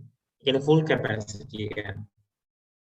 මෙතන කියනවා විකුණුම් මිල 10%කින් අඩුයි. සාමාන්‍ය විකුණුම් මිල ඉල්ලුම න්‍යාය කියලා කියන්නේ මිල අඩු කරාම quantity එක වැඩි වෙනවා. විකුණුම් ප්‍රමාණය වැඩි වෙනවා. මිල අඩු කරාම විකුණුම් ප්‍රමාණය වැඩි වෙනවා. කලින් විකුණලා තියෙනවා 400ක් මිල 25000 වෙද්දි. දැන් අපි මිල අඩු කරනවා 22500ට. ඒ මිල අඩු කිරීමේ හින්දා additional demand එකක් එනවා. ඒකෙන් හින්දා තව 100ක් ඇඩ් වෙනවා. එතකොට නව විකුණුම් ප්‍රමාණය වෙනවා 100. පැහැදිලිද? යන තමයි ගණනය කිරීම කරන්නේ. හරිද? මේ ගණන් ටික පොඩ්ඩක් කරන්න බලන්න. මම අනවශ්‍ය විදිහට කාලය මිටංගු කරන්නේ නැහැ. මොකද සමහරට වැඩ ඇති. මම දැන් පොඩ්ඩක් කතා කරන්න කොහොමද ඕගොල්ලන්ගේ ඉතිරි කාලය යොදා ගැනීම සම්බන්ධව. මට මතක විදිහට කාර්යස්ථානයේ තිබ්බේ මේ ආර්ථික විද්‍යාව මම හිතන්නේ 7 සහ 8 කියන දවස්වල තියෙනවා සහ තව දවසකින් විතර වගේ මම හිතන්නේ බිස්නස් ස්ටඩීස් ව්‍යාපාර අධ්‍යයනයේ කියන කොටස තියෙනවා. එතන ગેප් එක තියෙන සෑහෙන අඩුයි. හරිද? හැබැයි ඊට පස්සේ මම හිතන්නේ දවස් 5ක 6ක විතර ગેප් එකක් තියෙනවා accounts වලට සහ accounting paper 1 එක මම හිතන්නේ 23, paper 2 එක මම හිතන්නේ 26. එතන paper 2 එකට ગેප් එකකුත් තියෙනවා. හරිද? ඒතර ඕගොල්ලෝ මම assume කරනවා economics and මේ ආර්ථික විද්‍යාව සහ ව්‍යාපාර අධ්‍යයනය කරන ළමයි කියලා majority ඉන්නේ මෙතන.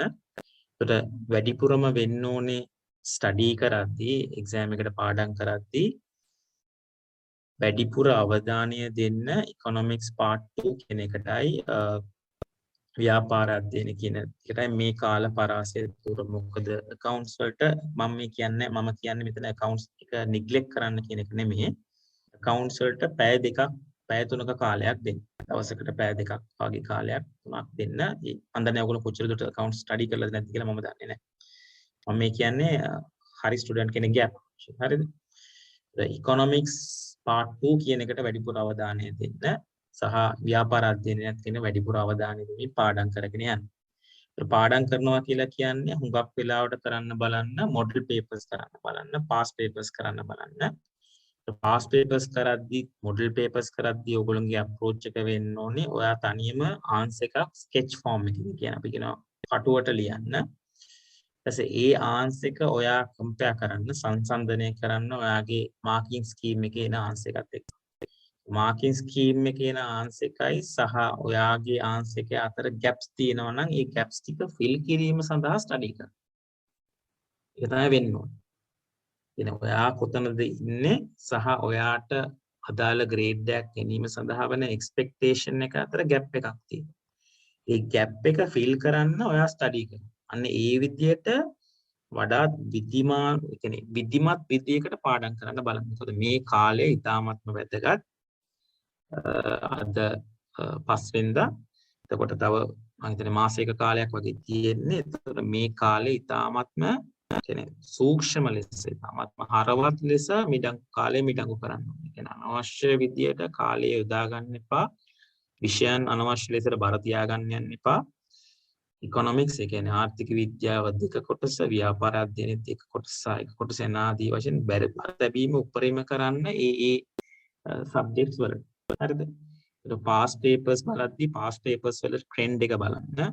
ඒ ට්‍රෙන්ඩ් එක බලලා මොන ටොපික්ස්ද බලන්න රෙගියුලර්ලි කියන්නේ හැම පාරම එන්නේ මොනම ටොපික්ස්ද වෙලා ඒ පිළිබඳ අවධානය යොමු කරන්න බලන්න. ඊට පස්සේ නොදන්න දෙයක් කාගෙන් හරි අහගන්න පුළුවන් නම් එහෙම අහගන්න. ඒ සඳහා අන්තිම මොහොත වෙනකන් ඉන්න එපා. කාගෙන් හරි අහගන්න පුළුවන් නම් අහගන්න. ඒ සඳහා අන්තිම මොහොත වෙනකන් ඉන්න එපා. පුළුවන් දේවල් ටික ඉක්මනට. හරිද?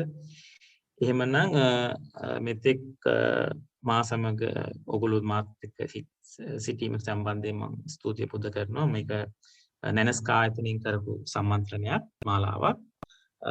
රිසෝස් පර්සන් කෙනෙක් විදිහට චාර්ටර්ඩ් ඇකවුන්ටන්ට් සීමා ඇකවුන්ටන්ට් කෙනෙක් විදිහට තමයි මම සම්බන්ධ වුණේ. පුළුවන් උපරිමය කරන්න මම ප්ලෑන් කරා. පළමු අපි තව බලන්න මම තව පේපර් එකක් මොඩල් පේපර් එකක් ඩිස්කස් කරන්න ජනවාරි එන්ඩ් එකේදී විතර වගේ මේ වගේ නෙමෙයි කියන්නේ වයිට් බෝඩ් එකක් ඉස්සරහා මම බලන්නම් ස්ටුඩියෝ එක වගේ ඒ සම්බන්ධයෙන් මම ඕගොල්ලෝව දැනුවත් කරන්න බලන්නම්. විභාගයේදී මතක තියාගන්න අන්තිම තප්පරය දක්වා සටන් කරන්න. ඉතින් මේ ඇවිල්ලා යුද්ධයක්. හරිද? යුද්ධයේදී හැම තුරුම්පුවම යූස් කරන්න ඕනේ අන්තිමේ තප්පරේ. මගේ සර් කෙනෙක් මට කියපු දේ අවසන් කරන්න. ඒ සර් මට කිව්වේ පුතා ඉන්විජිලේටර් ඇවිල්ලා ඒ කියන්නේ විභාග පරීක්ෂක ඇවිල්ලා පේපරේ ඇදන් යනකම් ඔයාලට ලියන්න පුළුවන් අයිතිය තියෙනවා. ඒක කාටවත් නැති කරන්න බෑ. හරිද? මේක මාර කම්පිටිටිව් එක්සෑම් එකක්. යුනිවර්සිටි එන්ට්‍රන්ස් වල සිලෙක්ට් වෙන 3%කටත් වඩා අඩු ප්‍රමාණයක්. ඒ අතරින් චපුර, කොලම්බෝ, කැලණි සිලෙක්ට් වෙන ඊටත් වඩා අඩු ප්‍රමාණයක්. ඩිස්ට්‍රික්ට් රෑන්ක් පදනම් මත තවත් පේස් වෙනවා. ඒකින්ද අන්තිම තප්පරය දක්වා සටන් කරන්න. අන්තිම තප්පරය දක්වා මම ඒ තුනක් ගන්නවා. මම හොඳ රෑන්ක් එකක් ගන්නවා.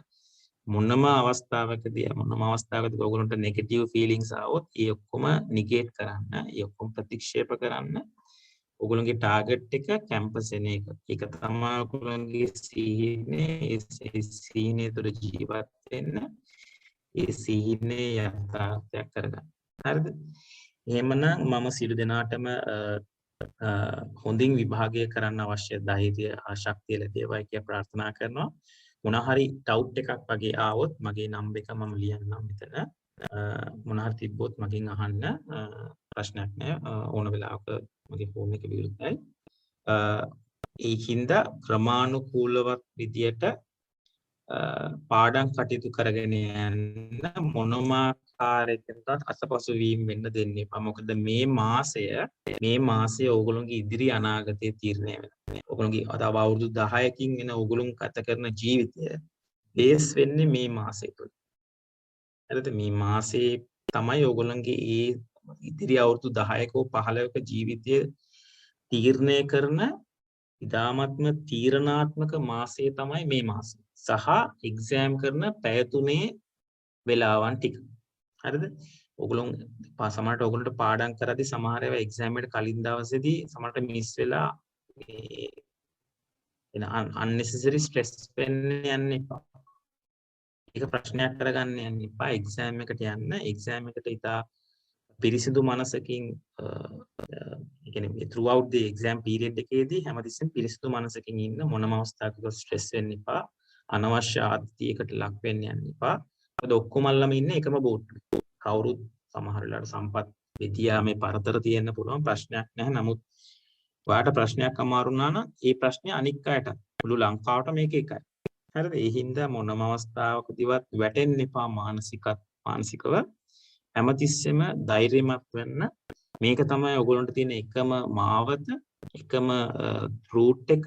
ඔයගොල්ලන්ගේ අධ්‍යාපනය සාර්ථක කරගන්න සහ ඉදිරි අනාගතය සාර්ථක කරගන්න. ඒ සඳහා හැම මිනිත්තුවක්ම හැම තත්පරයක්ම වැය කරන්න මේ මාසෙ ඉතාමත්ම වැදගත්. මොන ප්‍රශ්න ආවත් ඕගොල්ලන්ගේ අදිෂ්ඨානය, ඕගොල්ලන්ගේ සිහිනය බොඳ කරගන්න යන්න එපා. ඒක මතක තියාගන්න. මොකද මම චාර්ටඩ් ඇකවුන්ටන්ට් කෙනෙක් සහ මම සීමා අකවුන්ටන්ට් කෙනෙක් ඔක්කොම මට ලැබුණේ මේ A level කියන කඩයින්. ඒ පන්නරයෙන් තමයි හැම දෙයක්ම මට හම්බ. ඒ අත්දැකීම් එක තමයි මම කතා කරන්නේ. පැහැදිලිද?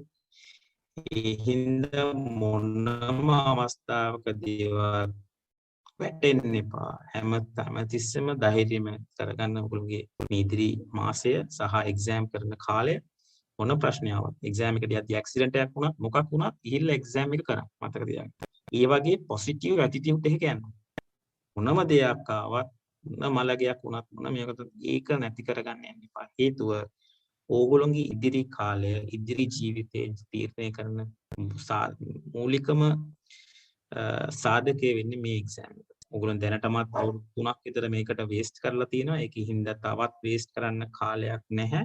මේ මාසේ ඉතා ක්‍රමානුකූල විධිමත් විදියට සැලසුම් සහගත වැඩ කරන්න මම සියලු දෙනාටම සුබ පතනවා. හොඳින් වැඩ කටයුතු කරන්න. එන සෑම දිනාටම ජේසු පිටයි සහ තෙරුවන් සරණයි.